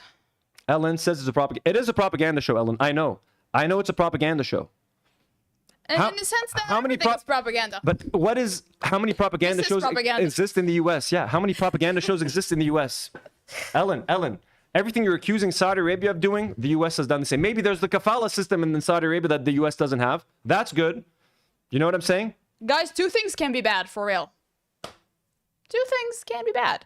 So let's just look inwards, all of us. The point is, think. Saudi Arabia is bad. America is bad too. That's what I'm saying. If you have all this heat for Saudi Arabia, have the same heat for when these artists claim that they're performing in England, Vegas, New York. It's all the same. It's all the same. Quote unquote government-run festivals. I feel like people use government-run for us, for our countries. The Hamas-run health ministry in Gaza. The government-run Saudi Arabian comedy festival. Yeah, whatever. Sure.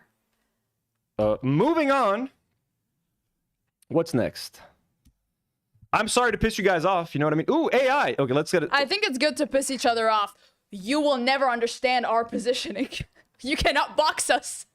Yeah, guys, again. We're not your typical left tubers. I very much dislike Saudi Arabia. When I was there, I was depressed and even considered offing myself. But what you need to understand is America is worse in every way, shape, or form. In terms of its impact on the fucking globe and what they've done to kill people, wars. There's a literal fucking genocide going on. And your president is about to allow Israel to annex the West Bank. So spare me. You know? I think you should feel guilty for working for a Saudi company. They're literally the ones who have money. You guys think Lebanese I did not work media companies have any money? Guys, I worked for a Lebanese company. We made shows for Saudi Arabian networks when they asked for them. I did not work for a Saudi company.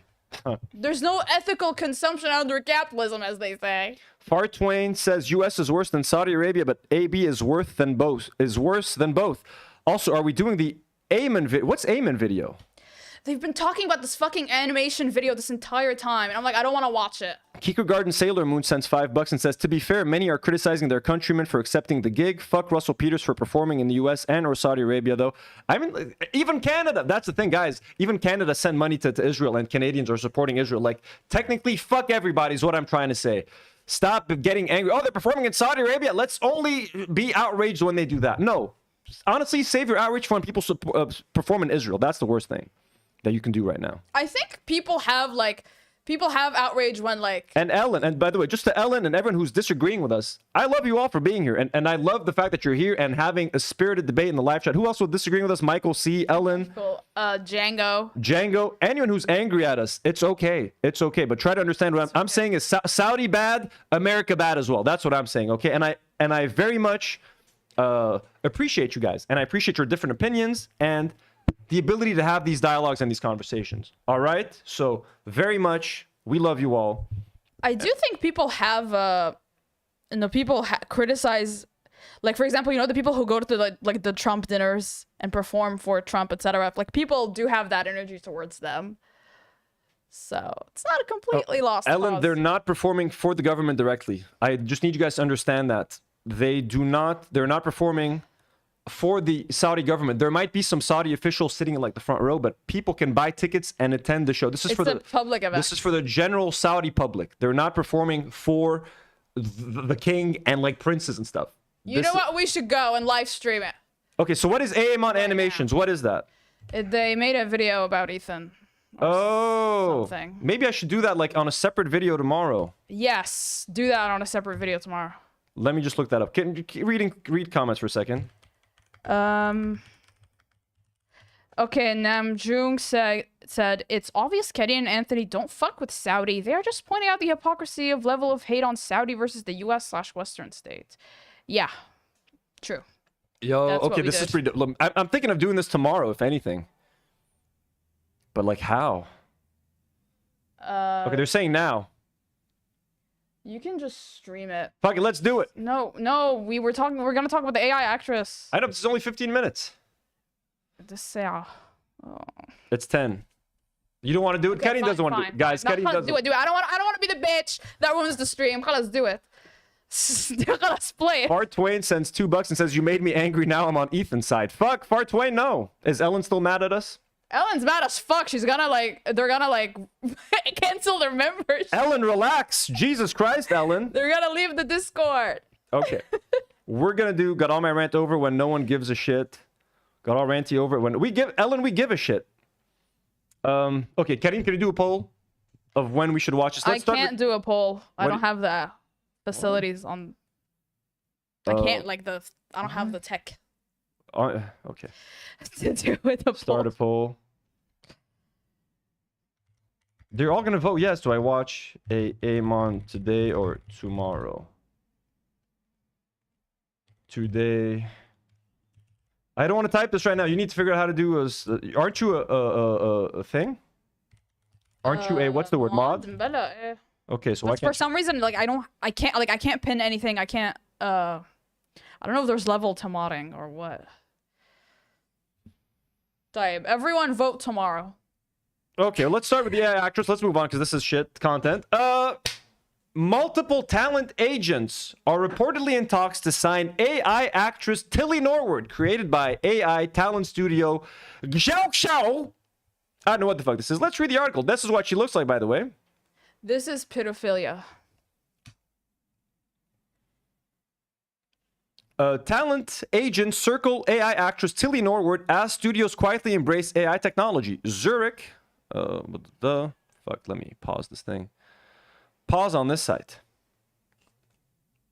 Talent agent circle AI actress Tilly Norwood as studios quietly embrace AI technology. Don't forget, folks, there was a recent writer's strike and actor's strike in Hollywood, and one of the main things that they were fighting against was the use of AI, whether in writing or editing or anything. They want nothing to do with AI, let alone fucking AI actors. So let's see what they had to say. Actor, comedian, technologist Eline van der Velden has revealed that her recently launched AI talent studio, Xiaoxia, is in talks with a number of talent agents interested in signing its first creation, AI actress Tilly Norwood. Van der Velden talked about the development on a panel at the Zurich Summit on Saturday, where she gave a presentation on her AI production studio, Particle 6, and then joined a discussion on AI developments in the entertainment industry. Alongside Verena Poom, head of Luma's AI new studio DreamLab LA. Both Van der Velden and Poom suggested that studios and other media and entertainment companies were quietly embracing AI under the radar and to expect public announcements about high-profile projects using the technology in the coming months. We were in a lot of boardrooms around February time and everyone was like, no, this is nothing. It is not going to happen. Then by May, people were like, we need to do something with you guys. When we first launched Tilly, people were like, what's that? And now we're going to be announcing which agency is going to be representing her in the next few months, said Van der Velden. The revelation of a possible agent signing for Tilly Norwood comes just days after Van der Velden officially announced the creation of Particle 6 offshoot Xiaoxia, an AI talent studio designed to create, manage, and monetize a new generation of hyper-real digital stars. If the talent agency signing comes to pass, Norwood will be one of the first AI-generated actresses to get representation with a talent agency, traditionally working with real-life stars. This is so fucking dystopian. I don't get it. Would they put her in movies with like real actors, or just is it an entirely AI movie? We don't know just yet.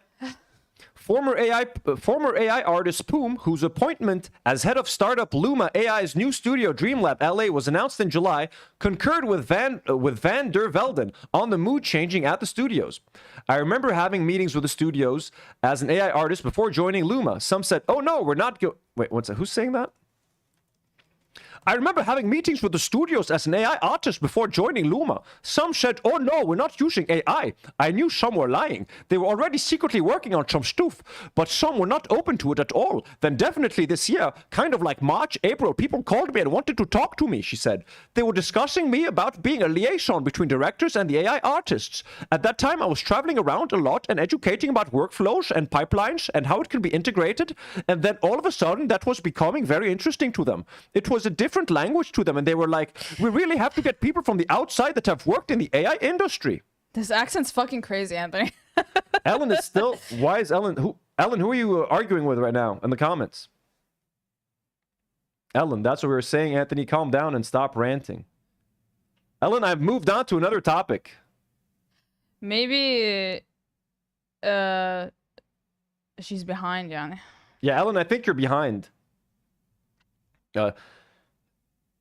Historically, the studios have been very slow to adapt, at least publicly. They need that influx of new creatives and new creative technologists to come in and actually show them how it's done.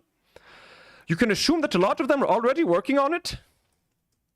Poom said all the big companies and studios were working on AI-assisted projects, but being under NDA, she was not in a position to announce any of the details. We really want to make them feel comfortable through their testing, through their projects, and working on real projects. We want it to be their decision on when they want to say it out loud. But honestly, I think this year is going to be interesting. In the beginning of next year, there's going to be a lot of announcements. Okay. Beautiful. I'm being distracted by looking at the live chat. It's kind of a shit show in there. I'm gonna stop looking at the live chat for a second.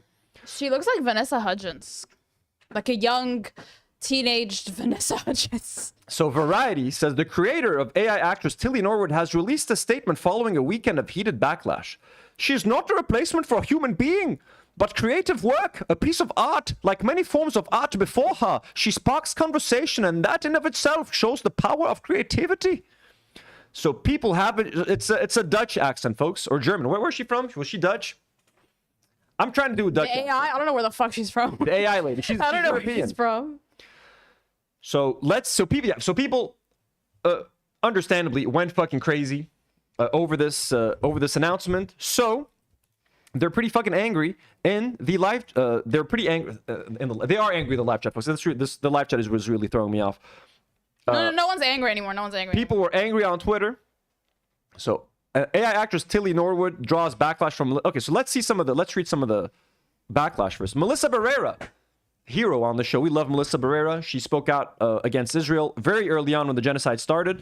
Paid deeply for her career. She got fired off of the newest Scream movie. So she's actually someone that we respect here on the show. Melissa Barrera said about talent agencies eyeing AI actress Tilly Norwood, hope all actors repped by the agent that does this drop their ass. How gross. Read the room. And exactly, if any agent signs this fucking AI actress, they should be fucking fired and they should be shamed all across Hollywood. So we agree with Mrs. Barrera, with Miss Barrera. Variety says Emily Blunt says AI actress Tilly Norwood is really scary and warns Hollywood agencies don't do that. I don't know how to talk to I don't know how to talk about it other than to say how terrifying this is. Are you serious? That's an AI? Good Lord, we're screwed. That is really, really scary. Come on, agencies, don't do that. Please stop. Please stop taking away our human connection. Wasn't that the whole point of the writers' strike and the actors' strike? One of them, yeah. One of the big focuses was AI. AI taking away jobs, all that sort of thing. So it's pretty crazy.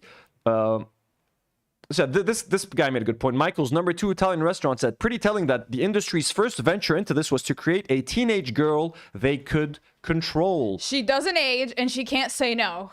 Great. There's a tweet that literally says that too. Like, she doesn't age and she can't say no. It's pretty fucked up. I mean, yeah, and one of the things in Hollywood that like they always talk about is like women actors struggle with getting jobs like after 40. Like, you know, it's hard. The market is harder. They want you to look young forever. Well, they've just created a solution. This actress can't age. She'll never age, folks. It's kind of fucked up. And yeah, they can put her in any sorts of roles. She looks very young. They can put her in like explicit scenes, stuff. It's all kind of fucked, man.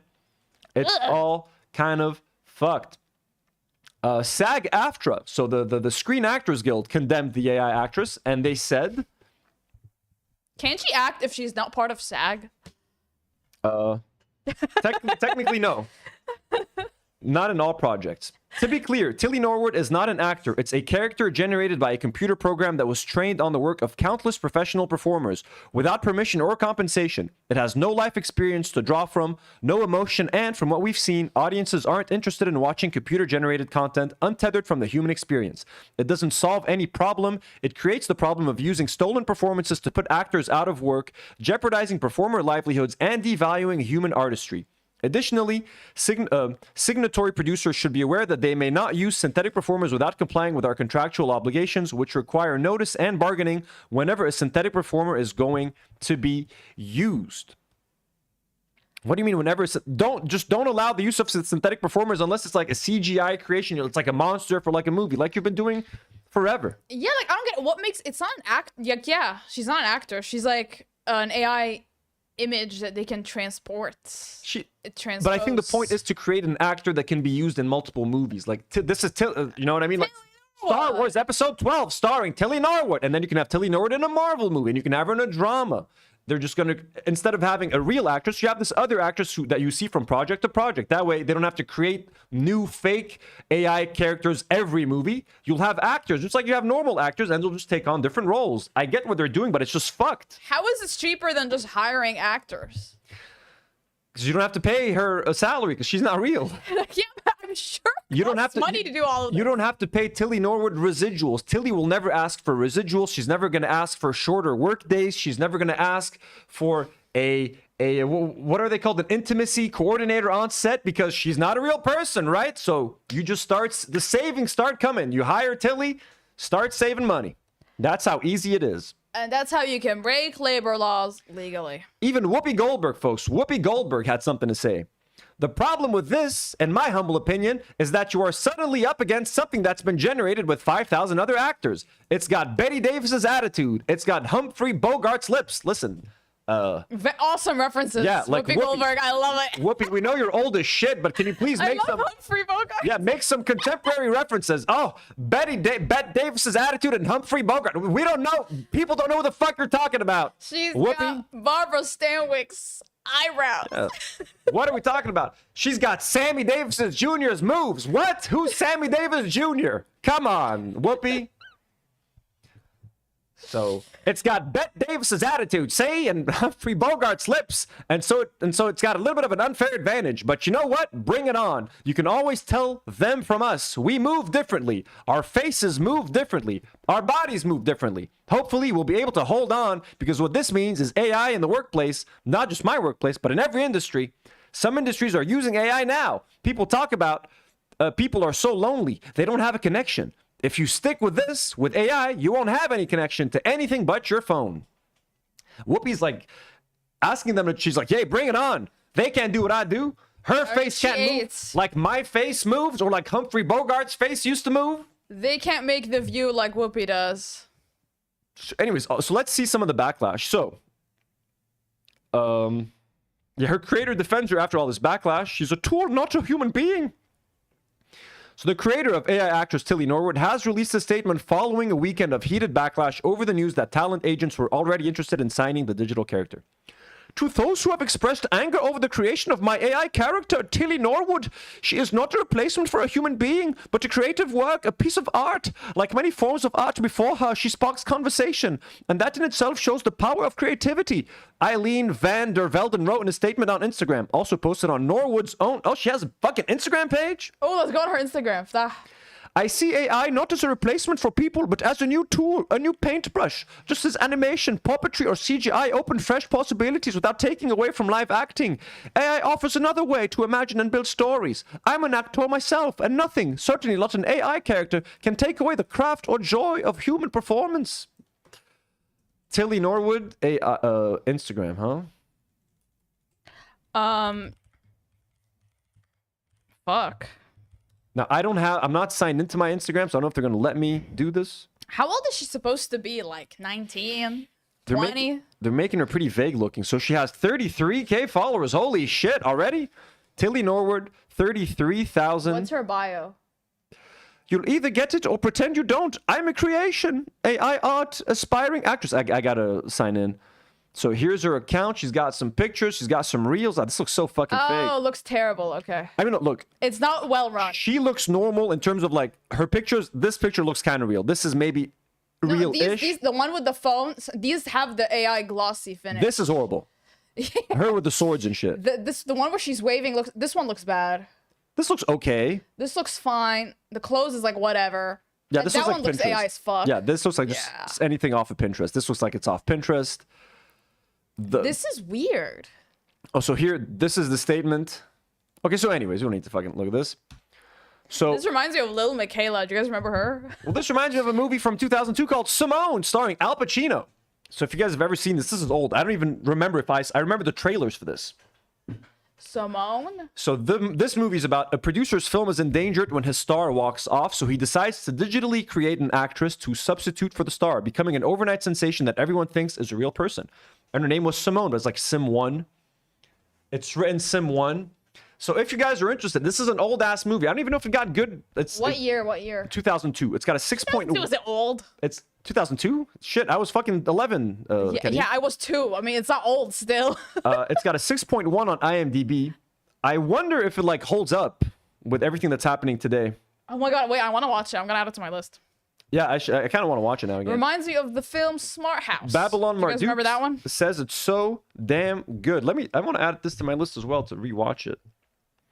Open up your letterbox, everybody. Come on, it's time to look up and follow Karine. Sim 1.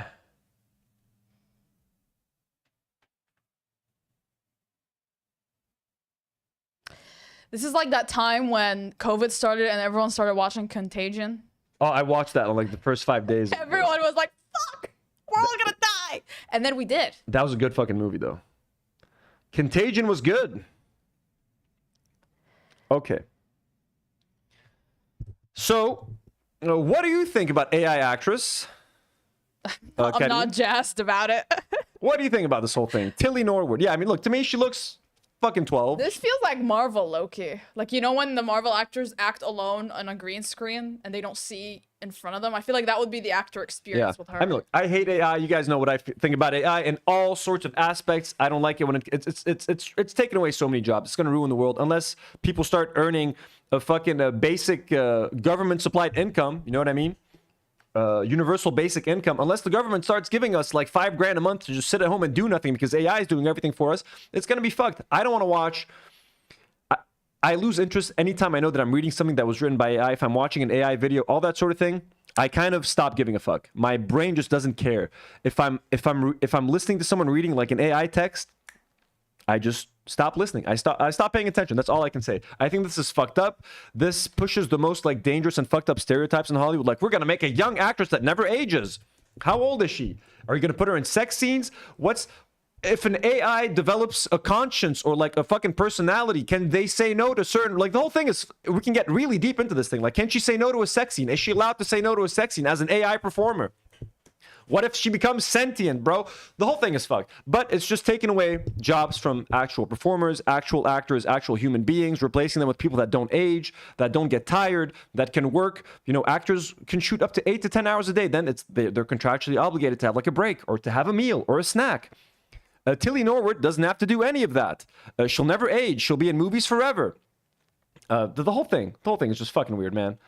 And then, is she going to act alongside real actors? Is she going to act alongside dead actors that have been resuscitated using AI and fucking deep fakes?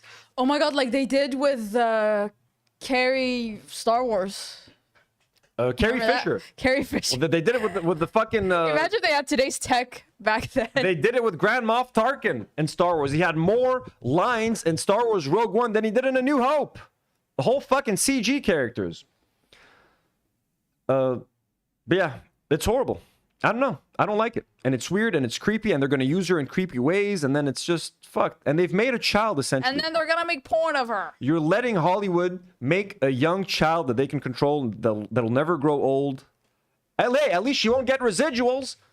At least she's not going to ask for fucking residuals. Isn't that cool? But yeah, anyways. Speaking of AI and speaking of Marvel,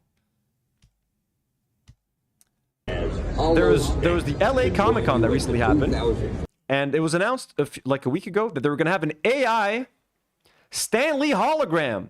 As you guys know, Stan Lee died a few years ago, and in his last few years living on Earth, he did not have it easy. He was kind of starting to struggle with dementia, and all the people around him were taking advantage of Stan Lee, taking him to these conventions where he was old. Half the time he didn't know where the fuck he was tired. They would fucking sit him there for hours upon hours to sign merch, take photos with fans, and the people around him were enriching themselves on the back of Stan Lee, who was at this point honestly getting kind of senile. So he was abused in the last few years of his life. It's very fucking sad. And even in death, Stan Lee is not allowed to fucking rest because they have dragged out his fucking corpse, turned it into an AI thing, and now you can go talk to Stan Lee, folks, at LA Comic-Con.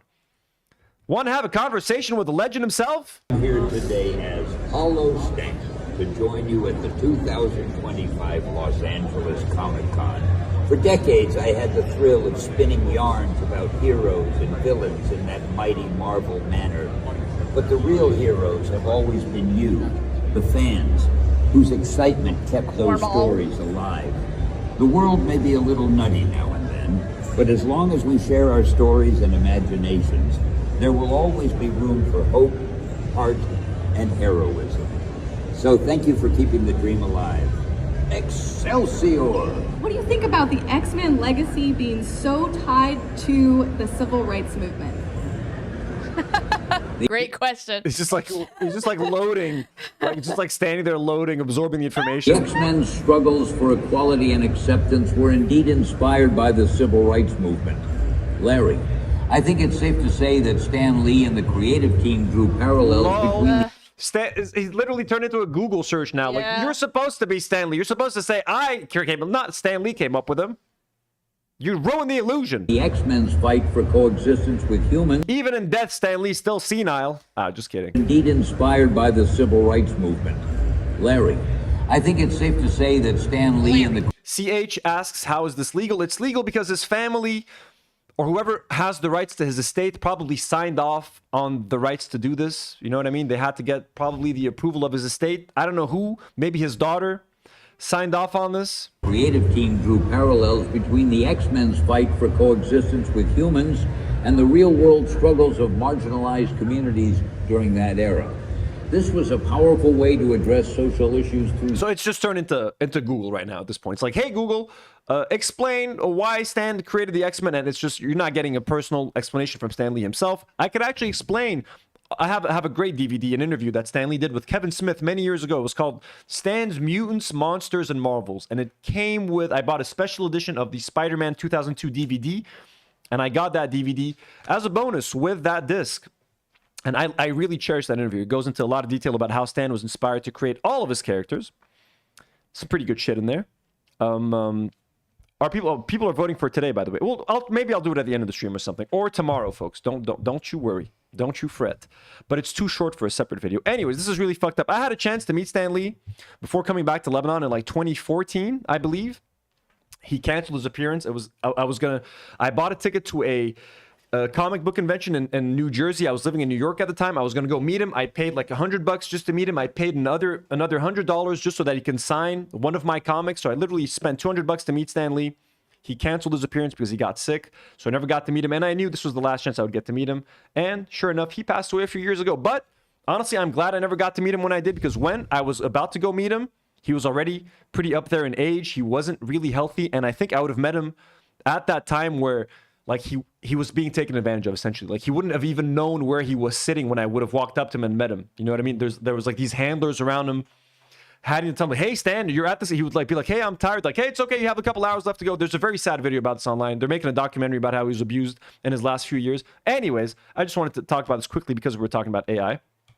And this is also fucked. Excited to share Vibes, a new feed in the Meta AI app for short-form AI-generated videos. So now you're going to have like a TikTok feed on the AI, on the Meta. What is the Meta AI app? Who the fuck is watching this? This is essentially going to be a shorts feed just made of AI stuff for people to watch.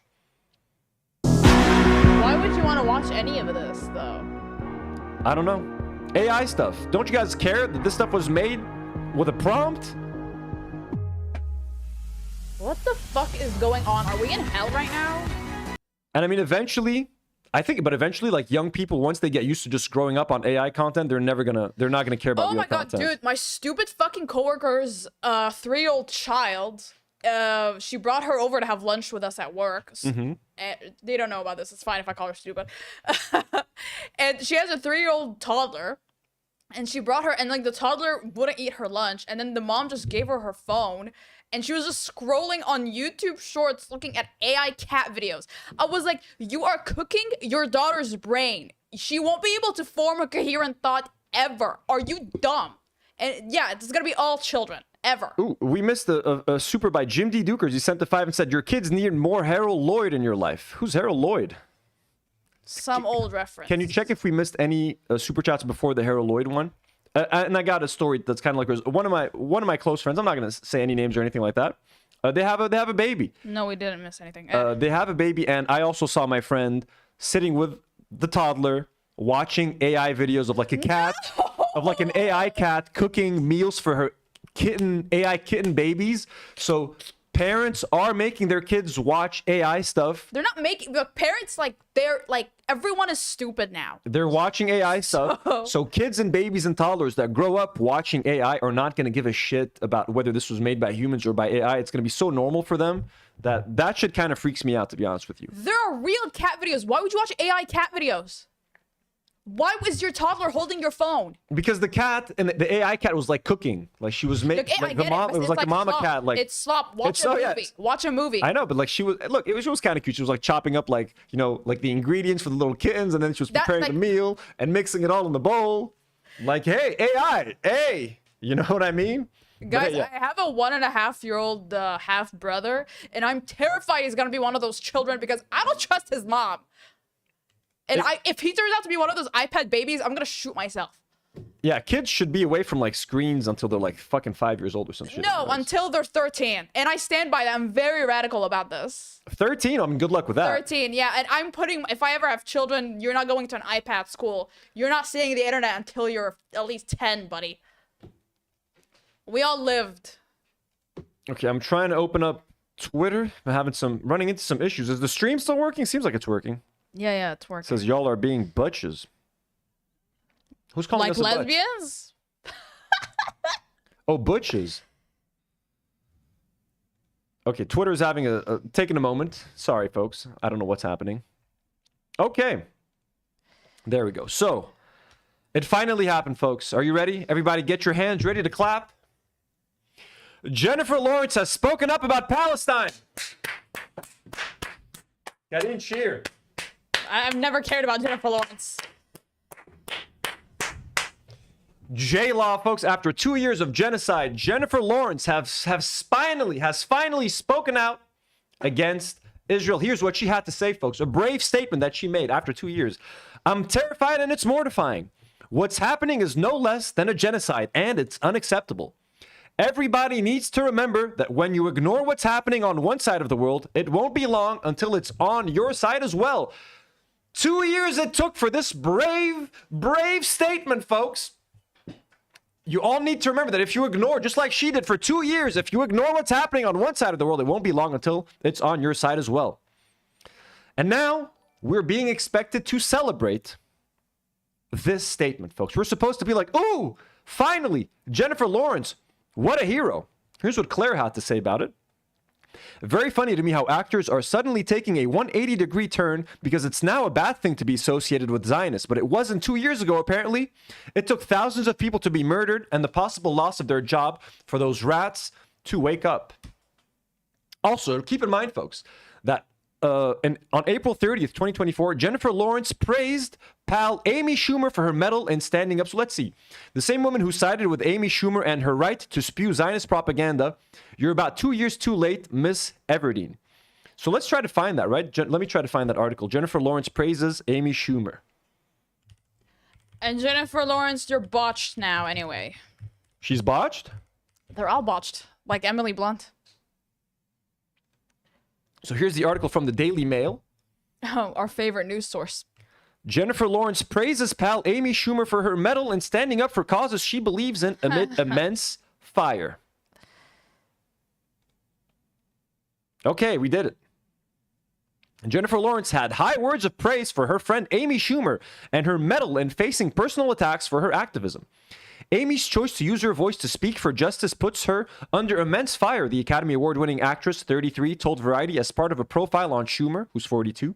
Lawrence continued, I wouldn't say she navigates it so much as she throws her middle fingers up and walks away from negative comments like a gas station fire in a Michael Bay movie.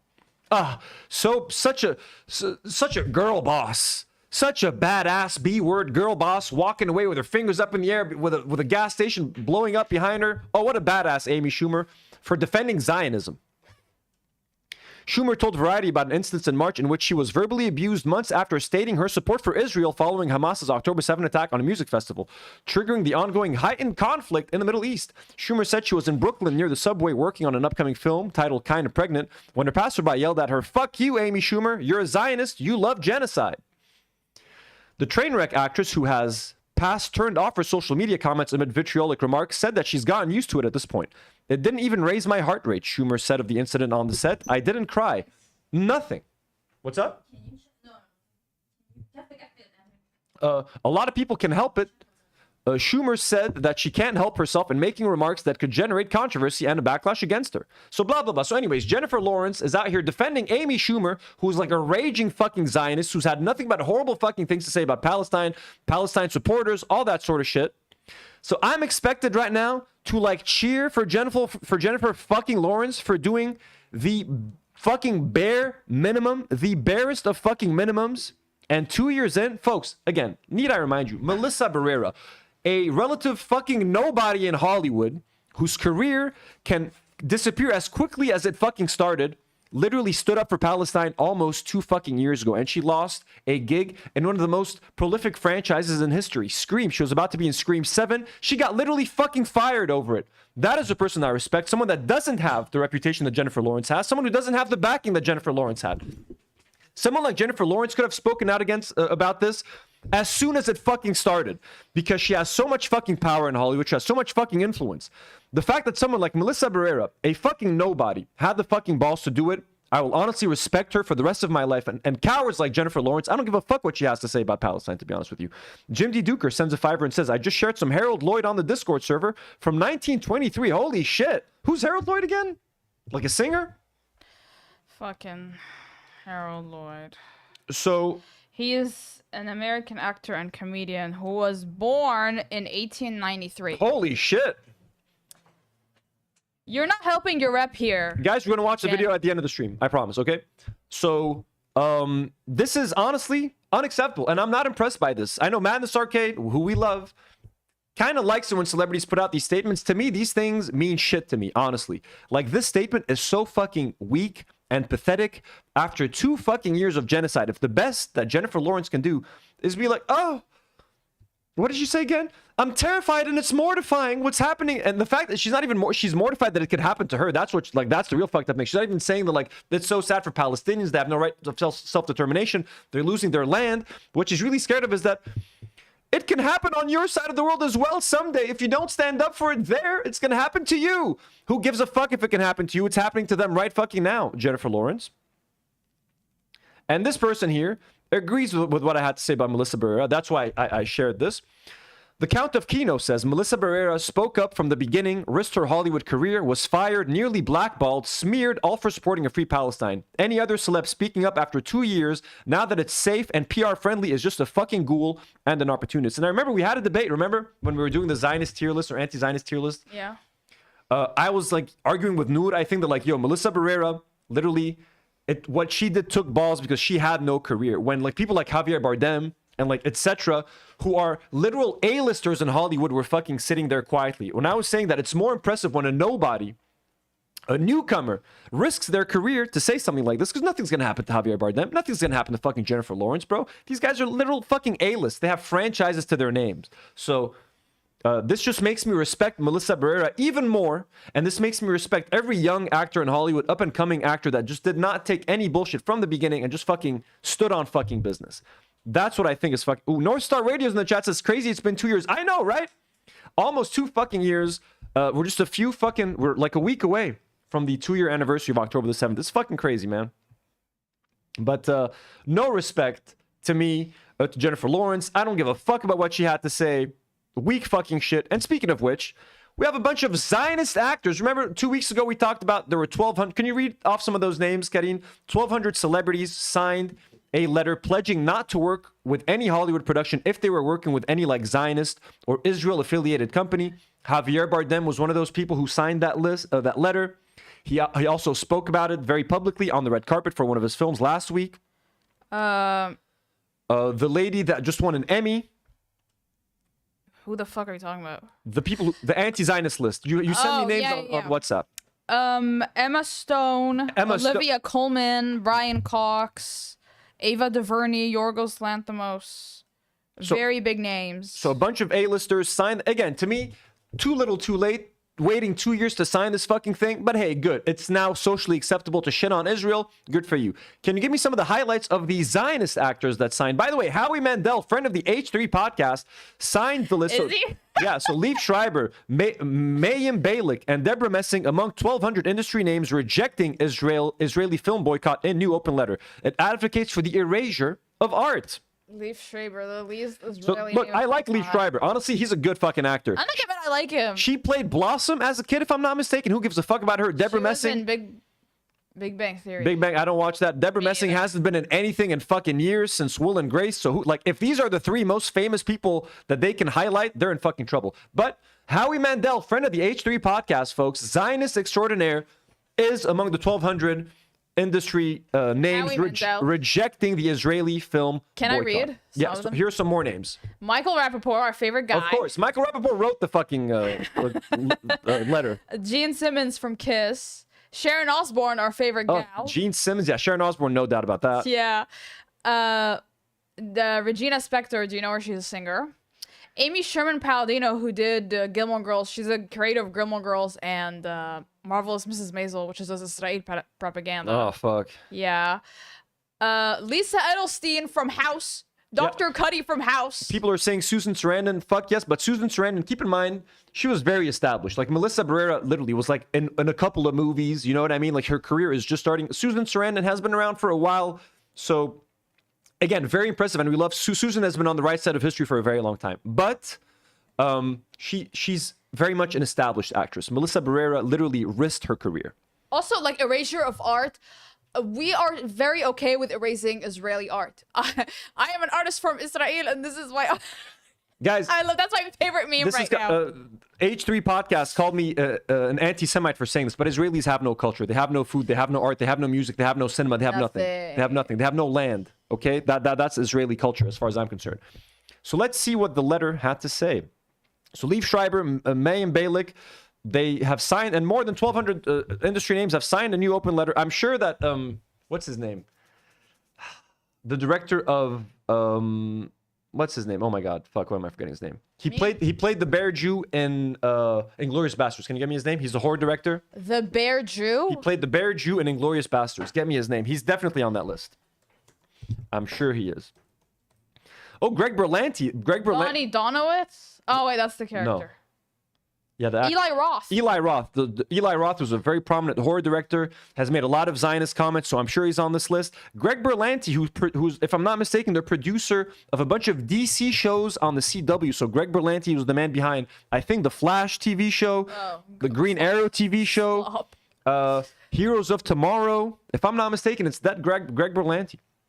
Joaquin Phoenix. Oh, no. So what? Joaquin was on the other letter. No. So the letter, released on Thursday by the nonprofit organizations Creative Community for Peace and the Brigade, urges the nearly 4,000 signees of the boycott pledge, including Emma Stone and Joaquin Phoenix, to reconsider their stance. Other stars, so Joaquin Phoenix also signed that pro-Palestine letter, to reconsider their stance. Other stars and industry professionals putting their names behind the new open letter include Gene Simmons, Sharon Osbourne, Greg Berlanti, Jerry O'Connell, Howie Mandel, Jennifer Jason Leigh. Of course, Jennifer Jason Leigh was in... She was in Atypical. She was in the Tarantino movie. Guys, Jennifer Jason Leigh and Michael Rappaport played the married couple in Atypical. Isn't that really funny? What's the Tarantino movie with the Hateful Eight? I think she was in the Hateful Eight. Was she in the Hateful Eight? Can you double check if she's the one? Jesus. Jennifer Jason Leigh, Hateful Eight. Lisa Edelstein, Aaron Foster, Anthony Edwards, Anthony Edwards. Yeah, she was. Rebecca de Mornay, Sherry Lansing, and Haim Saban. Who's Anthony Edwards? Haim Saban is the guy, when they say Saban's Power Rangers, he's the guy who owns the fucking Power Rangers, bro. Anthony Haim Saban. what? Haim Edwards. Saban, Power Rangers, right? Oh, he's a basketball player? Is that him? That's not him, no. Okay, no, that's not him. So yeah, Haim Saban is the visionary businessman and television producer who created the globally successful franchise Power Rangers. What?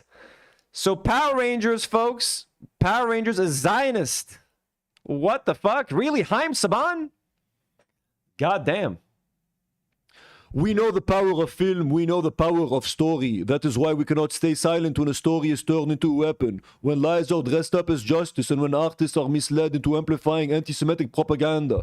The letter begins. The pledge circulated under the banner of Film Workers for Palestine is not an act of conscience. It is a document of misinformation that advocates for arbitrary censorship and the erasure of art. To censor the very voices trying to find common ground and express their humanity is wrong, ineffective, and a form of collective punishment. Common ground? Common ground with who? People who support genocide? Collective punishment. Yeah, you would know about that. Arbitrary censorship. How about you censoring the news that is coming out of Gaza by killing every fucking journalist that lives there? Fuck you, bro. Fuck you, and you're claiming that this is censorship. The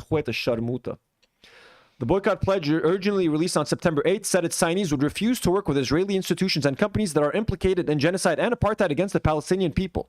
Alongside Stone and Phoenix, signees include Yorgos Lanthimos, Eva DuVernay, Adam McKay, ooh, that's pretty good, Boots Riley, Olivia Colman, Ayo Bro, the anti-Israel list is so much more fucking powerful. Lily Gladstone, Mark Ruffalo, Hannah Eidbender, Peter Skarsgård, Amy Lou Wood, Papa Isidu, who I think is going to be playing the new Black Severus Snape, who's going to drive people crazy. Gael Garcia Bernal, Riz Ahmed, Melissa Barrera, Cynthia Nixon, Tilda Swinton, Javier Bardem, Joe Alwyn, and Josh O'Connor. Folks, just by reading off those names, we won. Okay, Palestine won. Not that the people in Palestine are doing any good. But anyways, so fuck these actors. Oh, so let's see. We have another excerpt. When artists boycott fellow artists based solely on their country of origin, it is blatant discrimination and the betrayal of our role as storytellers. Oh, that's Deborah Messing. Messing said in a statement, history shows us that boycotts against Jews have long been a tool of authoritarian regimes. By joining this effort, these artists are knowingly or unknowingly aligning themselves with a dark legacy of anti-Semitism. It's not about Jews, Deborah fucking Messing. It's about Zionists, you dumb fucking B-word. Fuck. Shit. Balik from fucking Blossom said, artists and creatives have a unique opportunity and responsibility to remind the world of our shared humanity. Boycotting filmmakers, studios, production companies, and individuals simply because they are Israeli, at least she said because they're Israeli and not Jewish, fuels division and contributes to a disturbing culture of marginalization. Additionally, this boycott pledge does nothing to end the war in Gaza, bring the hostages home, or help curb the alarming rise of anti-Semitism globally. No one cares about two of those things. Yeah, she's talking about the hostages and anti-Semitism. Talk about the fucking genocide, you dumb fucking idiot. Manus Arcade sends a $5 and says he doesn't own Power Rangers anymore, so it's fine. Oh, really? He sold it? Fuck you, Haim Saban. That's good to know. So yeah, this whole thing. Let's see what else we have. Deborah Messing. Yeah, we read that. They're so washed. They're horrible. They're horrible. What, and anything you have to say about this list of celebrities? Do you feel... I want to say it's always morally correct to marginalize Israelis. Always do it. Yes. No, it's the, guys. It's the most, like, boycotting is the most peaceful way to fucking protest something. Just don't spend your money. Don't encourage them. Let's pretend they don't exist. Let's pretend Israelis do not fucking exist. They want to make movies. They want to make TV shows like the one that we're going to react to in a second. The October 7th Massacre. Paramount Plus exclusive, folks. Paramount Plus exclusive. Are you ready to watch how October the 7th happened? We're going to react to that fucking trailer together. Momentarily. And one more thing. Excuse me. What's up? If you see an Israeli on the street, don't try to fight them. Because they're very aggressive and they will bite you. And they're going to put it on Twitter. So save yourself the trouble. And you'll get like a... And you get called out by stopantisemitism.org. And you'll get... If you get bitten by an Israeli, you will get tetanus. You'll get tetanus immediately. Madness Arcade sends another $5. Madness, please stop. It says, for AI girl, they can alter age at will if they need a kid or a granny or a 25-year-old bombshell. Scary. AI can be a tool used by artists, not like this. So yeah, that's true, though. If they want an elderly Tilly Norwood... They'll just age her up by 60 years. You know what I mean? Oof, I'm losing my voice. Okay, folks. Couple more topics, and we'll let you go. It's been long. How long have we been streaming? Over 2 hours. Good stream, folks, today. Lots of clips going to be made of today's episode. I can tell you that. Nour, get ready. Superman. We all watched Superman a few months ago. Enjoyed it. Did you watch Superman, Karine? I loved Superman. You loved Superman. And did you enjoy? And I bought it on DVD. Oh, you bought it on DVD? An original DVD, I believe. Bootleg, of course. Of course. We do not support... I'm not made of money. We do not support bootlegging, folks. Buy the original physical media. Sure. If I had a higher salary, I would. Now, one of the most eye-grabbing moments of Superman was the Israel-Palestine subplot, right? Was the murder of the Netanyahu stand-in. What were those countries called? I forgot what they called them. Boravia and like Jurinpunstan or some shit. No. Jairapur. Jarhamanpur. Wait. Jaimanpur. Yeah. No, wait. Jarhanpur. Jarhanpur versus Boravia. So most people that watch that movie made the association of like, hey, this is Israel and Palestine. You have a white military superior country attacking a bunch of brown people using sticks, and they're all like farmers and stuff, and children and women. This must be Israel, Palestine. They had a leader that looked just like Netanyahu, etc., etc. People all over the world started to celebrate that Superman is a pro-Palestine movie. Zionists were getting angry. Literally, there were like stories of like Zionist parents with their kids. I'm like, my son asked me, Father, why is Superman against the Jewish people? Like even Jewish people, even Israelis were watching the movie and being like, is this about Israel, Palestine? Is this fucking play about us? I can't tell. So most people who watch this fucking thing were like, yeah, this is clearly Israel, Palestine. Well, James Gunn has come out and denied it once and for all. Okay, this is what James Gunn had to say about this. He wants people to stop calling him a pro-Palestinian activist. James Gunn said that he didn't write Superman to be a stand-in for Israel and Palestine. Absolutely, 100% of that movie was written and done before anything ever happened between Israel and Palestine. Huge. So he wrote, like, and let's just scroll down to this comment because it's fun. So he wrote Superman in 1948? I love that fucking comment. Even before, like, he wrote it in the 1800s. And bro, like, look. His comment is like, he fucking ratioed, he's like 27K, the whole tweet has 7K likes. He ratioed the living fuck out of this. So absolutely, 100% of that movie was written and done before anything ever happened between Israel and Palestine. And everyone continues to refuse to believe that's not what it's about. It's not. It just isn't. You can take whatever you want from that to mean what you want. And yeah, let's go back to that comment. So he wrote Superman in 1948. So James Gunn, let me get something clear here. You say you wrote Superman before anything ever happened between Israel and Palestine? Really? Really? None of the things that happened there from 1948 to today kind of inspired you to write this fucking thing? Moore replies, as soon as you finish a film, people want you to talk about it. And it's, the film is the talking. People be lying, knowing they lying, knowing you know they lying and still lie. He would have never said this for obvious reasons, but I find it interesting. He also said this. He said, when I'm writing a show like this, Peacemaker, I am telling a story first and foremost. I'm never thinking about, oh, I've got to prove a point about something, but undoubtedly there are things from our actual world that influence what I'm writing. Of course it does. Are you stupid? Of course it does, What's the point of telling a story if you're not trying to make a point? Are you dumb? I didn't know that the Superman 25 script was written before 1948.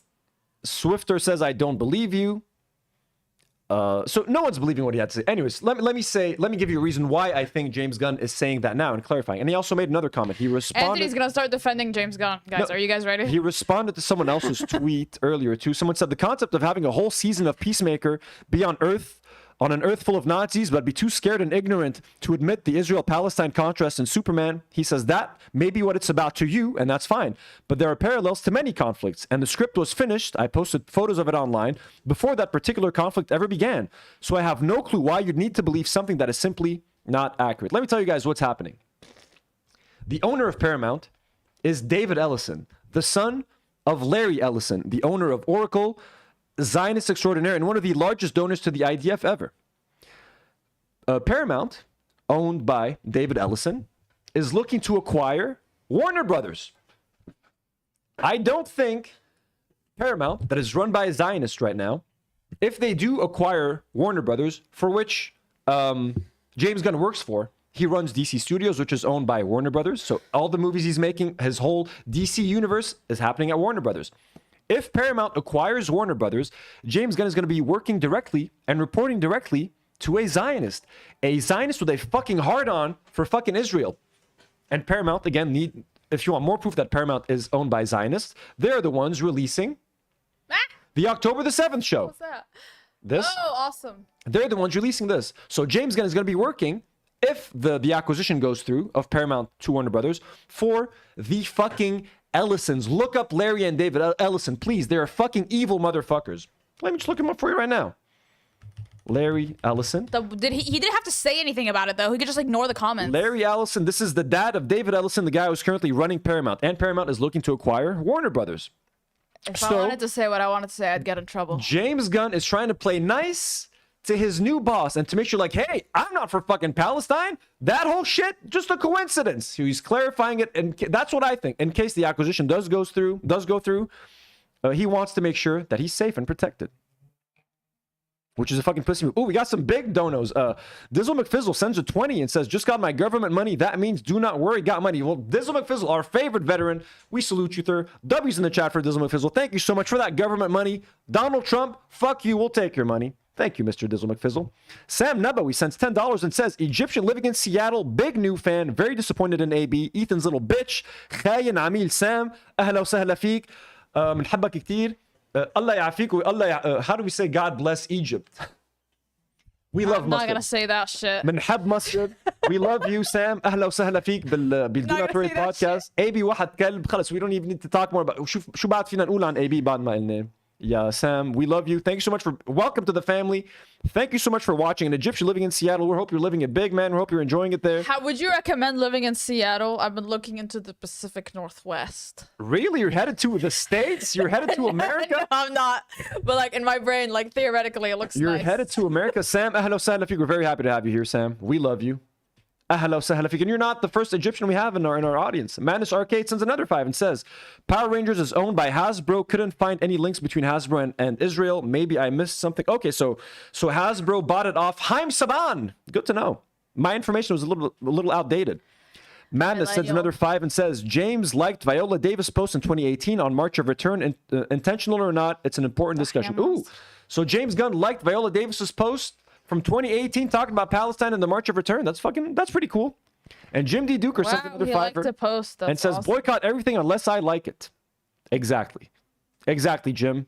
It's just like the Israelis talking about social media. If it criticizes us, it needs to stop right now. Mac Lopez, who's been a member for 4 months, he said, guys, that animated video is like the best short film I've seen recently. Love DNW. Missed you guys. We're going to watch it later. I promise. Right after this. 2 things to react to, and then we're going to do it. Also, let me change the title of the video. What is it called? Aamon? Let me update the title of the video. Why? Because we're adding it. Aamon H3 reaction.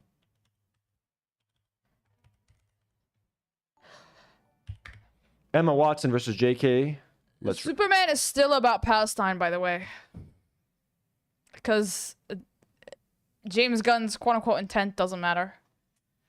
Because it's a piece of media out in the world, and the audience's perception of it is its meaning. Medium is the message. It is totally about Israel and Palestine. That's why I learned my media degree. You can't watch that shit while the genocide is happening and not make the connection.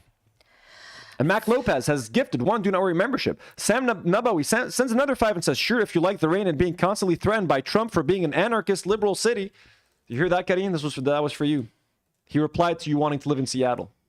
That's awesome. Thanks. So if you like rain and being constantly threatened by Trump, then ahla sahla. So, folks, I've given you my reason as to why Gunn is going to not say that he's pro-Palestine publicly when the company that he works for is about to be purchased by Lord Zionists, okay?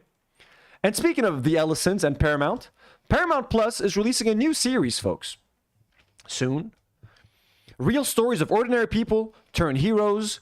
Stream all episodes of Red Alert, a limited series dropping in 1 week, October the 7th on Paramount Plus. Oh, it's dropping in a week? It's dropping in a week. Let's watch the trailer for the gonna watch October the 7th propaganda series. And by the way, if you just scroll down, everyone's canceling. The Serfs, friend of the show, by the way. Who the fuck has Paramount Plus, guys? Grow up. Lance from the Serfs, who we follow each other on Twitter, wrote this. This happened the same day you released the trailer. More than 90 Palestinians killed in attacks as the world turns on Israel. Matt Leck, also friend of the show, or Lech, I think it was Leck, right? Matt Leck. Oh, canceling, not paying for genocide propaganda. Fuck Dan Bilzerian. A.R. Miller would rather watch 10 hours of paint drying than this genocidal propaganda. Bella Lugosi says, canceled my subscription. Fuck you, Nazi sympathizers. Everyone in the chat is not fucking with them. People are asking, are you going to talk about the Hannibal Directive and how Israelis killed its own people, their own people on October 7th? Easiest decision of my life. Matt is canceling his subscription. No one's fucking with the shit. So anyways, let's watch the trailer. This is not a movie. This is a series. All episodes. What's it about? Is it fiction or is it like a documentary? It's going to be a limited series fiction. Let's play it. Yeah. And this is probably going to get us copyrighted, by the way. But anyway, who gives Hebrew? a fuck? It's yeah, it's Hebrew, I think. בעזה? היית שם פעם? בעזה? כשהייתי ילד היינו ניסים לשם אותו. ולא פחדת? היום אני לא מפחד. Would you go to Gaza, Papa? When I was a child. What the fuck is this? What the fuck are you talking about? Let's keep going. People, see! Was this filmed on an iPhone? Ooh, the Nova Festival. Yeah. Nova Festival taking Israeli place techno. just a few kilometers away from a concentration camp, from an open-air prison. Israelis sure know how to pick their destinations for partying.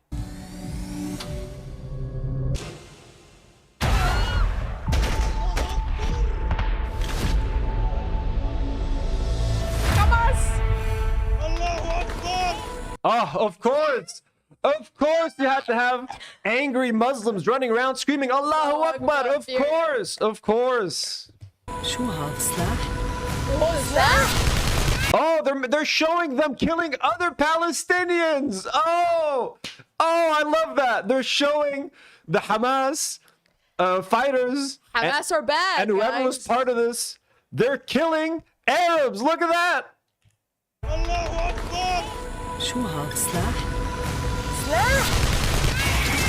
Shuhal Slah? Are those weapons? No. Guys, they said the thing. They said the thing. Billy Beelzebub, they said the thing. They said the Allahu Akbar. זה בקיבוץ? Ooh, kibbutz. We're in a kibbutz. זה בקיבוץ? افتحوا الشباك. Wait, can you pause? From the producer of Pulp Fiction and Kill Bill. You mean Quentin Tarantino? Who produced this? What? Who produced Who fucking produced this shit? Wait, let me look it up. By the way, you know Ela and Ethan Klein are gonna be fucking watching this as soon as this fucking drops. Ethan, did you know Red Alert just dropped on Paramount Plus? Let's watch it. All the episodes, they made 7 episodes. Just like October the 7th, they made 7 episodes. Ethan, make the popcorn. We're gonna watch this right now. We're gonna watch this right now.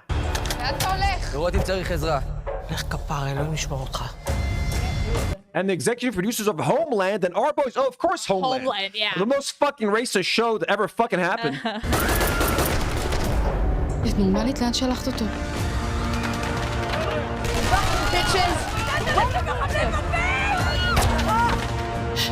Are you going to show the Israelis killing the people at the Nova Festival? How about all those cars that were charred and blown up? Where's the helicopter like going around and fucking firing rockets at all the fucking people fleeing? Show that! אני בא אלייך! אני בא אלייך, לוחמים! צועים אליי! בן שלי, ראית את הבן שלי? אני אהיה פה מחוץ לדלת. הם יחזרו. אבו שאתה שם?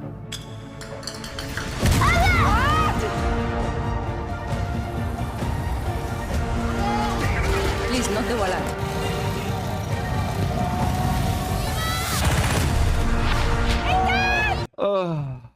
Ethan, little Ethan Klein? לא יכול להיות שם. לא יכול להיות שם לבד.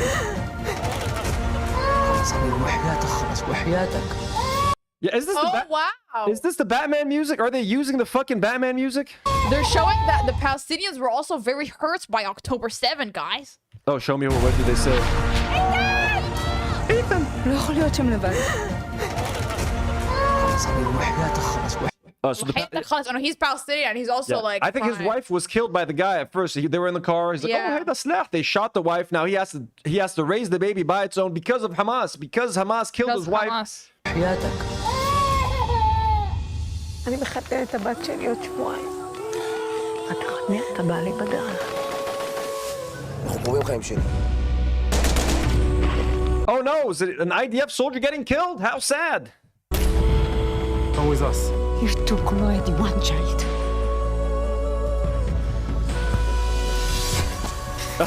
See that? Heroic white woman moment. Mom, I got you. They're gonna establish this like, hey, we do this in our family. You got this, daughter? Yes, mother. We are Israelis. Fucking do it.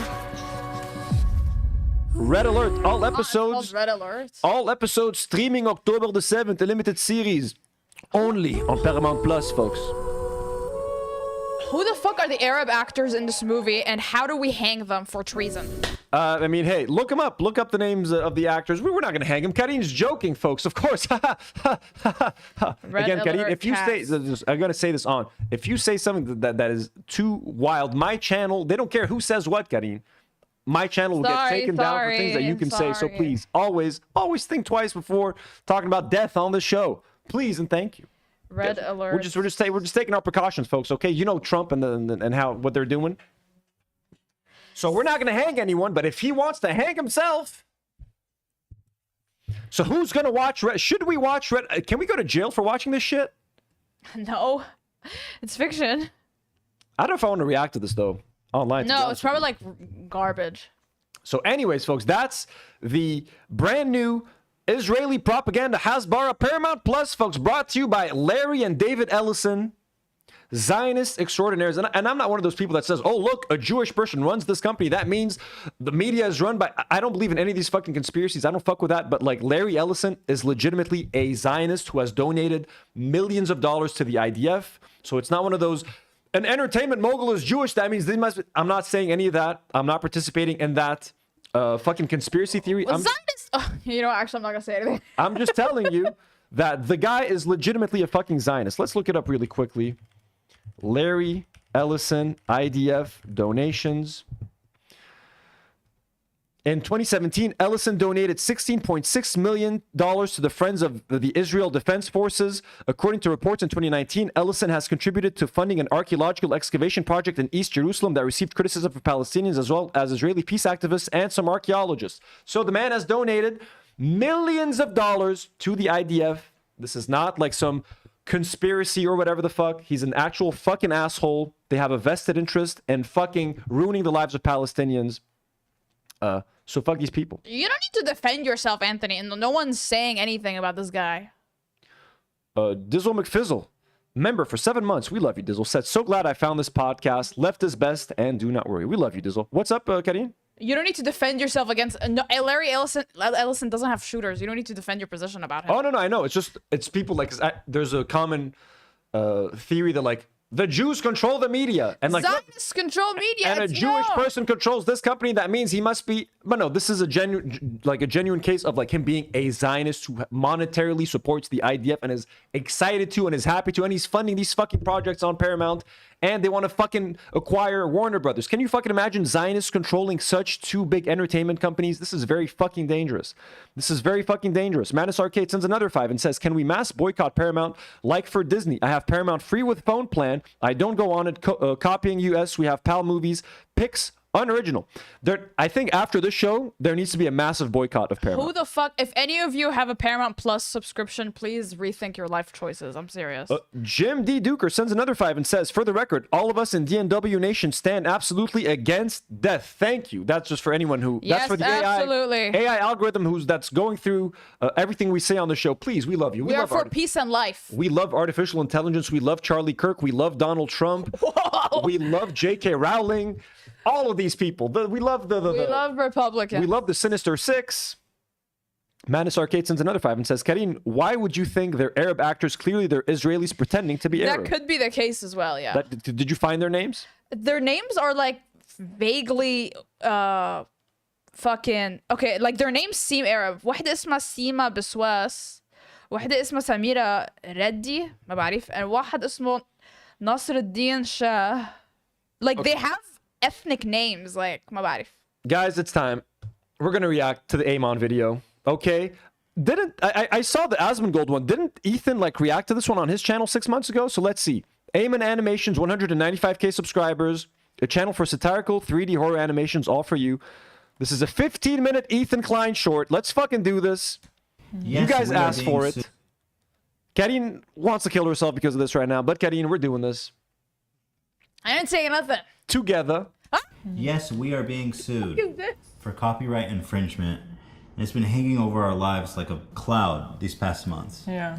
We are being sued by Bold Guy, aka Matt Haas Zone. We did our thing and we made a reaction video about him on our second channel, Ethan and Eli. And I think the heart and soul of this is like that he doesn't like that we made fun of him, and so he's suing us.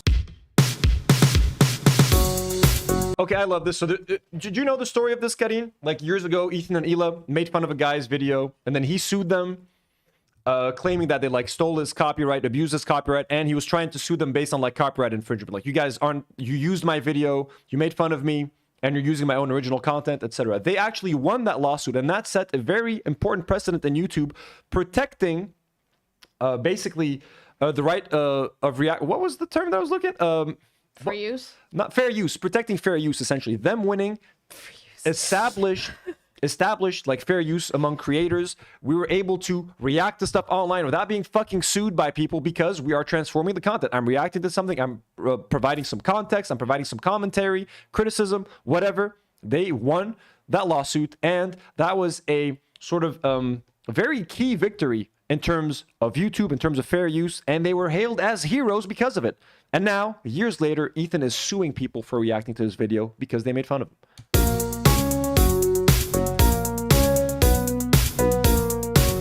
Oh, this is so fucking disturbing.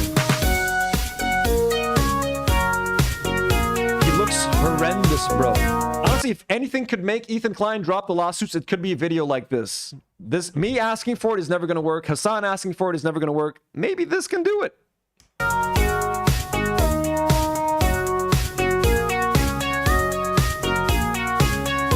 Wow, Ethan, great moves. Keep it up. Proud of you.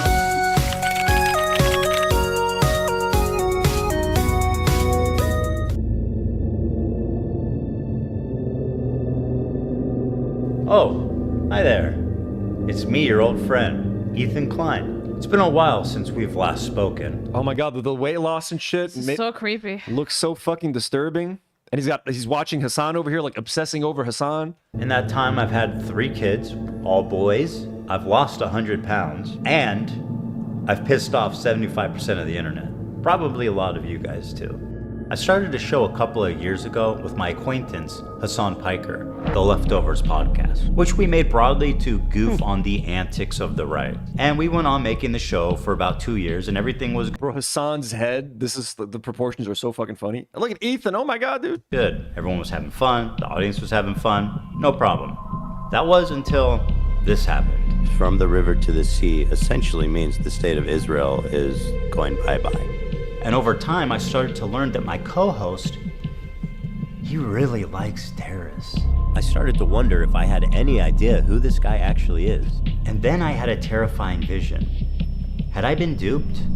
Was Hassan presenting a Trojan horse to my community, where he was just a left-leaning Democrat like myself, and as he said in the previous video, was funneling them into radicalization and turning them against me?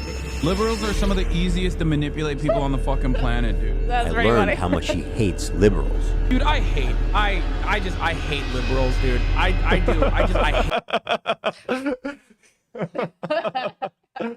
Oh my god, this is so funny. I hate them so viciously. Did he secretly despise me this whole time? I'm sorry, dude. I hate liberals so much. Did this man sit next to me for 2 years and pretend to be my friend? Why else is someone this so liberal? And I love that Ethan was wearing a I love being rich shirt while Hassan was wearing a I hate the rich shirt. Sociopathic, capable of. Liberals are some of the easiest to manipulate people on the fucking planet. Was I being manipulated this whole time? Hello everybody, this is Ethan Klein, host of the H3 Show. Alright, so obviously I'm about to have a really uncomfortable conversation. Oh my god, the tattoo. Bro, oh my god. Hassan. And, you know, I wanted to do a really fun episode about Twilight today, but blame it on the anti-Semites. The openness and brazenness with anti-Semitism has left me no choice. I have no choice. But I'm hallucinating, according to Hassan. Well, let's see if I'm hallucinating. The big story breaking right now is that Oh my god, this is gonna drive Ethan insane. If Ethan just watches this, Ethan. Aamon, sorry, I gotta subscribe to this gentleman right here. Aamon Animations, sir. Everybody, please subscribe to the channel. I mean, you're all probably subscribed already. What a fucking king. Since October 7th, which has blocked the entire country of Israel from making new accounts. Secretly, silently, no statement, no explanation, has blocked an entire fucking country. Oh, even his hands, How does that he happen? gave him tiny hands. Oh my god, the dude watches the show. The dude was a fallen fan. Clearly, this man is a fallen fan, guys. The word Israel is considered a invalid word when you're trying to make an account. User from Israel. You know what? But hold on, before you answer. This is so scary. Why does then both Palestine and Hamas are acceptable? This guy's name is I Love Hamas 123. That word. Yeah. Well, apparently that's dope. In his song, it's by his song, and in his community, I Love Hamas 123 is just another member of his community. I'm being real. It's So I love that that's the crew. Like, he literally is representing the crew as like IDF soldiers. I'm being real. Like the fucking agents working for him. Yeah, that's pretty much how we see you guys. Chad is saying he's going to accuse Hamas. He's going to call it anti-Semitic. Oh, of course. He's going to call Aamon anti-Semitic. He's going to say that, like, you see how he's making me shake? How he's making me shake? He's making fun of my Tourette's. He's just making you seem crazy and unhinged. He's not trying to make fun of your Tourette's. But Ethan is going to claim that he's making fun of his Tourette's. Mark my words for it. He's going to say it. It's just way too many coincidences. Hassan is on the homepage of that website every time I go there. He's the most viewed live streamer live right now. Yeah, because they keep putting him at the top fucking page every day. Yeah, but yeah. And what's crazy is there's nobody on the entire platform to call him out. Nobody. They've all been banned. Nobody. There is not a single dissenting voice with his fucking straight up radical, anti-American, anti-Semitic, fucking pro-China, pro-Russia, pro-terrorism takes. This is fringe, psychotic shit that is not normal. And it is the only acceptable voice on Twitch. Explain that to me. How is there not one dissenting voice on that entire platform? Snails are kind of doing the thing that people meme about, like docking penises, basically. I don't know what that means. Docking, when two guys get together and like one has a circumcised penis and the other one doesn't, and then the non-circumcised penis you like put into the circumcised penis, basically. Like you unfold the uncircumcised part of the penis. This is what's happening. You got Ethan fucking frantically obsessing, like, what's Hassan doing? This conspiracy, Twitch, it's all everyone's an anti-Semite. And then you cut to Hassan's stream, they're just fucking making dick jokes, man. Penis, like the tip, and then you put the circumcised penis in it like this, like a spaceship docking. And they just touch? It's not Yeah. like... It's kind of like that. Is that sexual or is that just a joke? I don't know.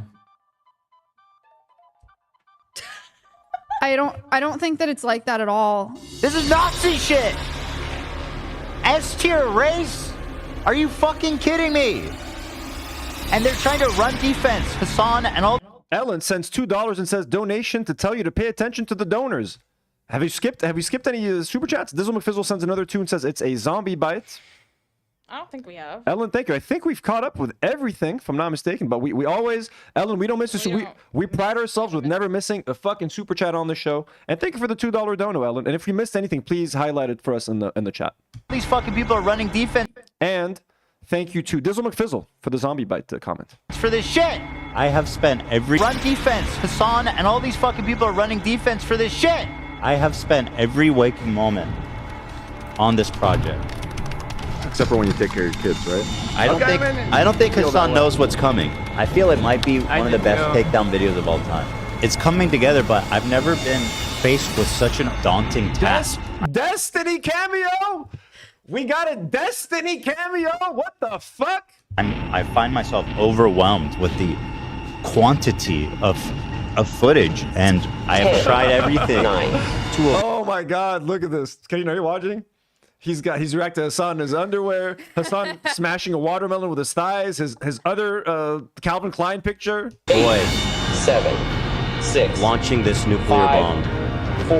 But Hassan has 3, continually provoked 2, me 1. and forced my 0. hand. are you going to be watching Ethan's content, Nuke? The answer is, of course not. The title of the show is Hassan and Goons Are Evil, Cowardly Liars. Now, I, once again, am looking... Oh, Aamon's donors, not you guys. Oops, here's $2. Here's $2 more. Well, thank you, Ellen. What do you mean Aamon's donors, though? Who are his donors? Donation to tell you to pay attention to the donors. Oh, maybe someone recognizable. Hello, I guess we'll see the names. Does he have, like, bad donors? To not, you know, to... We're going to take a close look. Ellen. Move on past. Yeah, liars. Now, I, once again, am looking to not, you know, to move on past. Yeah, I'm just going to get into the Hassan stuff. This is the result of Hassan's activism. Hassan Piker. Hassan, propagandist, lying scumbag, terrorist supporter. Hassan's the type of dude who watches himself in the mirror when he has sex. Ironically, yesterday we reacted to a video of Ethan saying that Hassan was actually obsessed with him. Hassan's the one that's obsessed with me. He can't stop talking about me. Literally, he said that like a few days ago, and I reacted to that yesterday. He's gonna fucking make the claim that like, look, they're trying to make me seem like I'm obsessed when Hassan is obsessed. He reacts to my videos all the time. All I do is post some Instagram stories. He's gonna project so fucking hard. He's not gonna learn anything from this. If you think that Ethan is gonna watch this and come to some sort of like realization, he's fucking not. Okay, he's fucking not. Bat Pierogi sends $2 and says, like the stream and don't forget to like the stream. Hell yeah, everyone, like the fucking stream. We're only at 100 likes. Like the stream, guys. Come on. I want to get to 130 likes in the next 2 minutes. Let's go. Like the stream. Probably sets up a mirror and jerks off watching himself. I want to think about that, man. Think about it. Hassan dropped new merch today, guys. What a dumb, cringy fucking tryhard. Please, can we just all point, make a circle around him and point and laugh?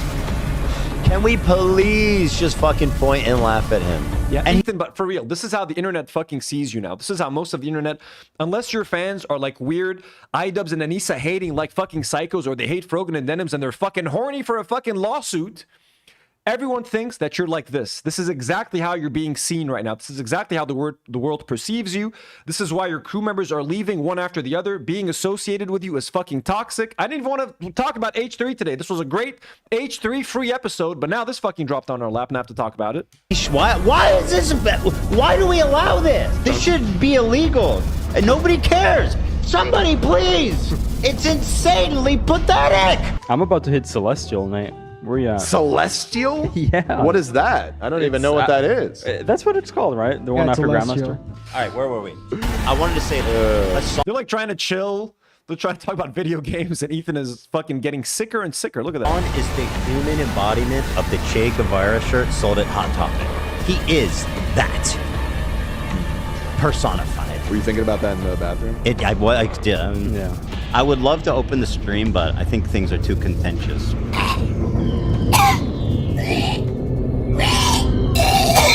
So Ethan is gonna say, they're making fun of my Tourette's. He's using my Tourette's against me. I'm a disabled person.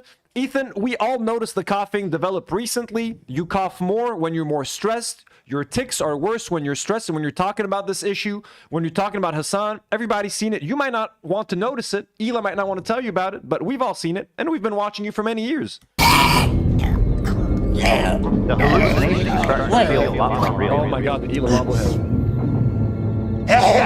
Whoa. It's a little catty and weird, considering I feel like our conflict at this point runs so deep. But I'm gonna pull it up anyway. Fuck it. Out of context would be to talk to me face to face instead of just watching me on a 30-second delay on your stream. Wait, that's what I'm. Wait. How does he know I'm watching already? That was. Did you see that clip? Ethan decided to check in on Hassan live, and Hassan was like already like knew that Ethan was gonna do that, and like he was like talking about it, like, why don't you just talk to me live, Ethan, instead of watching me live? And he's like, wait, what? How does he know? Wake up, Ethan. Wake up. Wake up. Come on, Ethan, wake up.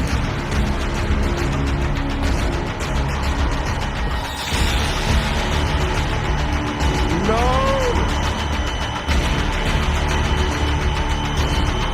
Sam Cedar! iDubbbz, what? This is no longer a dream. This is a nightmare. Wake up. Oh my That is not anti-Semitism. The fact of the matter is this conflation is dangerous for Jews. It is a way of weaponizing anti-Semitism that has enabled Donald Trump to do the shit he's doing, that has enabled the slaughter of thousands upon thousands of children and women and men for that matter. And this type of conflation, Ethan, is what I find far more irresponsible, frankly. Docking when two guys get together and like one has a circumcised penis. That was so funny. How could you make Sam Cedar your enemy, you fucking dumbass? He came on your show, he gave you his time, he fucking explained why the fuck you sounded like a fucking Zionist, and instead of fucking gracefully listening to the man, you tried to make Sam Cedar your fucking enemy. Ethan. Zaid Badra sends a $2 super sticker. Thank you so much, Zaid. DOC Dismay sends $2 and says this is actually Ethan's deterioration and posture. This is extremely accurate. This animation is fucking incredible. That's why I'm telling you, I think the guy is a fallen fan. Zaid Badra sends another $2 and says, please react to Ethan's reaction. I might have to, honestly. I might have to. If he doesn't sue, DOC Dismay sends another $2 and says, Daddy Sam, Father Sam Cedar. Sam Cedar, the Lebanese Cedar, actually.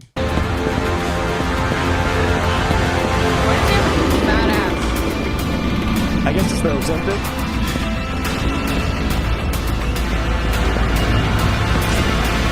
And I hope people bear in mind. Never forget, as this war rages on, just remember why I'm doing this.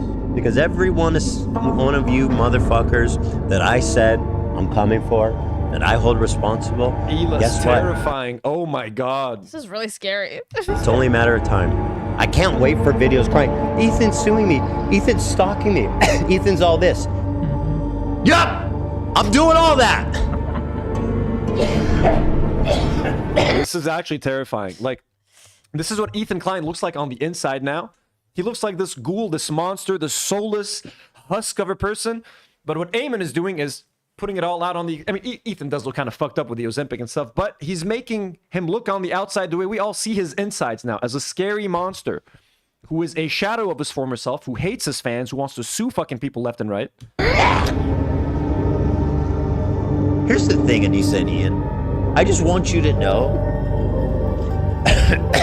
I want you guys to know something. Hila is terrifying, bro. She looks like an Elden Ring villain. Bro, this literally looks like a horror video game.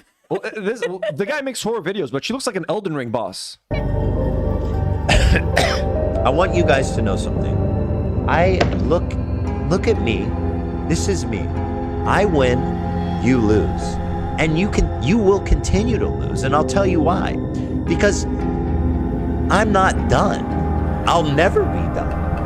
I will never be done with you. That's how much you've betrayed me and how much I want you to know how much you lose and I win. Do you understand, Anissa? And I'm not even talking to iDubbbz anymore. He's insignificant. He's gone. I want you to understand something. I am never gonna be done. But please, I hope Ethan sees this and just realizes how unhinged and how fucking manic you look and how crazy you look and how unhealthy you seem to everyone fucking watching outside of your circle of fucking idiotic fans and misogynists. When you see this... Chatterbox62 sends $2 and says, yikes, evil Ethan, that's how I see him. And I love that there's two Ethans right now. Ethan is watching himself fall apart. When you see this, you know that this one watch, is probably worth more than your entire worldly possessions. And that upsets you because you're jealous, you're bitter, you lost everything, and you look at me, you see me, because me and Ian were in the same place, right? We came from the same place. And look where I am, and look where you are. You, my friend, are a coward, and I am the fucking legend that responded to it live with zero hesitation. Is it illegal to ship shit? By the way, Anissa reached out. She wants to meet at the Motel 6 we find out who this guy is, can we ship him shit? Weinstein, Ryan Kavanaugh. This is a really good experiment. Actually, you know what? He kind of looks like Harvey Weinstein. That's what I've been saying, bro. We made a whole website dedicated to that. Wait, that's what I've been saying, bro. That's so freaky. Ethan, you just missed your friendship with Hassan. Just fucking say it. You're heartbroken that this happened. You miss Hassan. You miss You miss leftovers. Bro, this is kind of fucking real, man. This is the deepest thing anyone has made on the fucking topic, man. What I want to do is show you guys how I see Israel, because you don't see that when you listen to Hassan and you hear all these fucking. I want to show you guys how I see Israel. Like mega lefties talking about it, like it's some super racist, like crazy, you know, like Jim Crow style of society. Like I can't wait to show you guys how beautiful, how multicultural, how like free it feels for people, or just it's a beautiful place. It is. There frankly are a lot of Palestinians, right, in the area, and once the Palestinians outnumber the Jews, basically, anything is fair game for the Jews. Anything. They literally put fucking command centers under hospitals. That's not even debated. So he's playing some of like the audio clips of Ethan saying some of the most Zionist shit, like they put bases under hospitals. Essentially, he is explaining, he's justifying why the IDF is bombing hospitals, why they're bombing schools. Oh, look, Hamas puts bases under hospitals. That means, AKA, they should bomb them. 900,000 Jews, approximately 7 to 900,000, were forced to become Zionists. Underwear of their victims on, insane. Jews, approximately 7 to 900,000, were forced to become Zionists, not by choice, but because they were forced out. The vast majority went to it. They're fucking Arabs.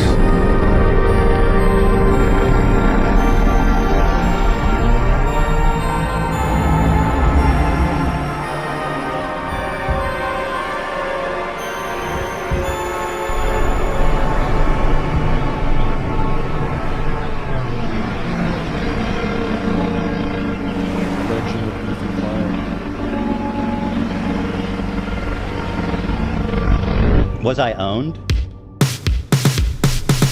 Made with peace and love. Thanks you donors. Oh my god.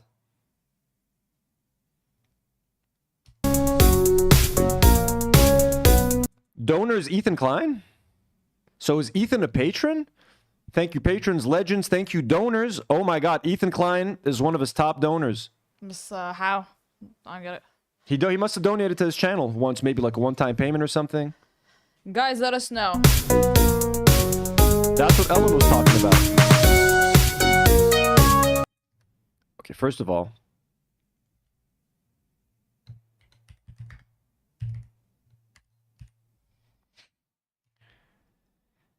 king shit right there. God damn, that was fucking powerful. I was not expecting this. I saw like a screenshot of this video on Twitter. I didn't know that it was this person making the video. I didn't know it was going to be like an animated short. I'm going to have to react to Ethan reacting to this, because he's not going to have a good reaction. But the problem is he's going to react to this over like 4 hours. Ellen said he's been a top donor for ages. Holy shit. That's really funny. Holy shit. That was really fucking good. And clearly, Aamon is a Fallen fan. No one can watch this. There are so many references to Ethan from the past, things Ethan has said, the Kavanaugh stuff, the crew. This guy is definitely a fucking Fallen fan. For fucking sure. What a fucking video. Oh my god, what a fucking video.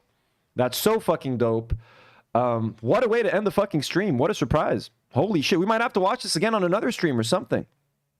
But definitely, so tomorrow's Wednesday. H3 is supposed to have a members-only live stream. Now, sometimes you'll make those members-only live streams public when something big happens. He did it last time when iDubbbz dropped a video. So they might do like an emergency red alert video tomorrow. Because this dropped, what they'll most likely do is Ethan is going to need a day or two to think of criticisms of this video. Because this is a very hard-hitting video. It's a very relevant video, and it's very fucking accurate. So Ethan, if he's smart, should not react to this tomorrow. He should take a couple of days to write some things down, because how the fuck do you argue against these points and against this video? And this is a channel that you've donated to in the past. It's a channel that no doubt his crew loves and they're a fan of. FT Jan, that's one of our donors. Holy shit, look at that. FT Jan is in the list. Sorry, get right here. FT Jan is one of our donors. Wow, small world. He's donated many times here. Holy shit, that's so funny. The Surfs. We read Lance from the Surfs tweet earlier, talking shit about Paramount Plus. So many friends of the show here. Yo, That's awesome, man. Mac Lopez sends $5 and says, for Karine anyway. Karine, you get $5. Cause we watched it. Well, thank you so much. Thank you, Mac Lopez. Ian is reacting. Oh, Ian iDubbbz is reacting to this? Let's check it out real quick. Are we gonna react to his reaction? No, we're done. We're done. I'm just fucking around a little bit. iDubbbz. What could Ethan possibly say about this? Like, it's not like he's gonna reflect. Go to therapy. Is he watching this right now? Yep, they're watching this. Oh, fuck, that's funny. Oh, he did the same thing with Steven Crowder running away from... Oh my god, it's the same as Steven Crowder. Folks, we're gonna let you guys go, and we're gonna raid iDubbbz's stream. We're gonna raid iDubbbz's stream. Everybody who was here, thank you so much for joining us. Let me take a second to thank some of our lovely patrons. Our God-tier patrons like Elian Mujabir, Daniel Nekhle, EU Watson, superhero patrons like Coco No, Mitochondria, Claudia, Khaled, and Ahmed. By the way, I need to update the ending credits, the closing credits. I don't have all the patron names updated. I'm sorry about that. Nour has a lot to get to, folks. She's been a little overwhelmed. Coco exists, Ella, Cheap Cacti, Daphne, Death Wish, Dina. All of you guys, thank you so much for your support. We love you all. Thank you to everybody who donated today, anybody who became a member, anybody who gifted memberships. People in the chat like Ellen, we had a spirited debate with earlier. Jess, Mac Lopez, NY Anthony, CH, Sierra Cinderelle, Dizzle McFizzle, Haley D, Jim D. Dukers, Kate, Keep It Real, Artful Decadence, Evelyn OK, Dreadful Utopia, all you guys, DOC Dismay, Swan, Ozymandias, we loved you guys so much. It was super fun chilling with you guys. Karine, did you enjoy this episode? My back hurts. Yeah, it's been a long one. It's been a long stream. Guys, thank you so much for tonight. I will see you tomorrow for a gaming stream, most likely. Depending on what H3 does and if they react to this video, I might have to react to this. We'll see what's up. Before I let you go, let's all go raid iDubbbz's stream. Let's all go do an iDubbbz raid right fucking now. Let's raid his stream. Okay, he's got 600 people watching. Let's fucking encourage iDubbbz as much as we can. Let's push him because he's getting fucking harassed by Ethan and H3 every fucking day. And I'm loving his streams. I'm trying to watch as often as I can. So everybody, please, let us go. Raid iDubbbz. That's what we're doing right now. iDubbbz raid. Let me share the link in the live chat. You got the link in the live chat. Let's go. Let's raid iDubbbz. We love you all. Have a good night, everybody. And as always,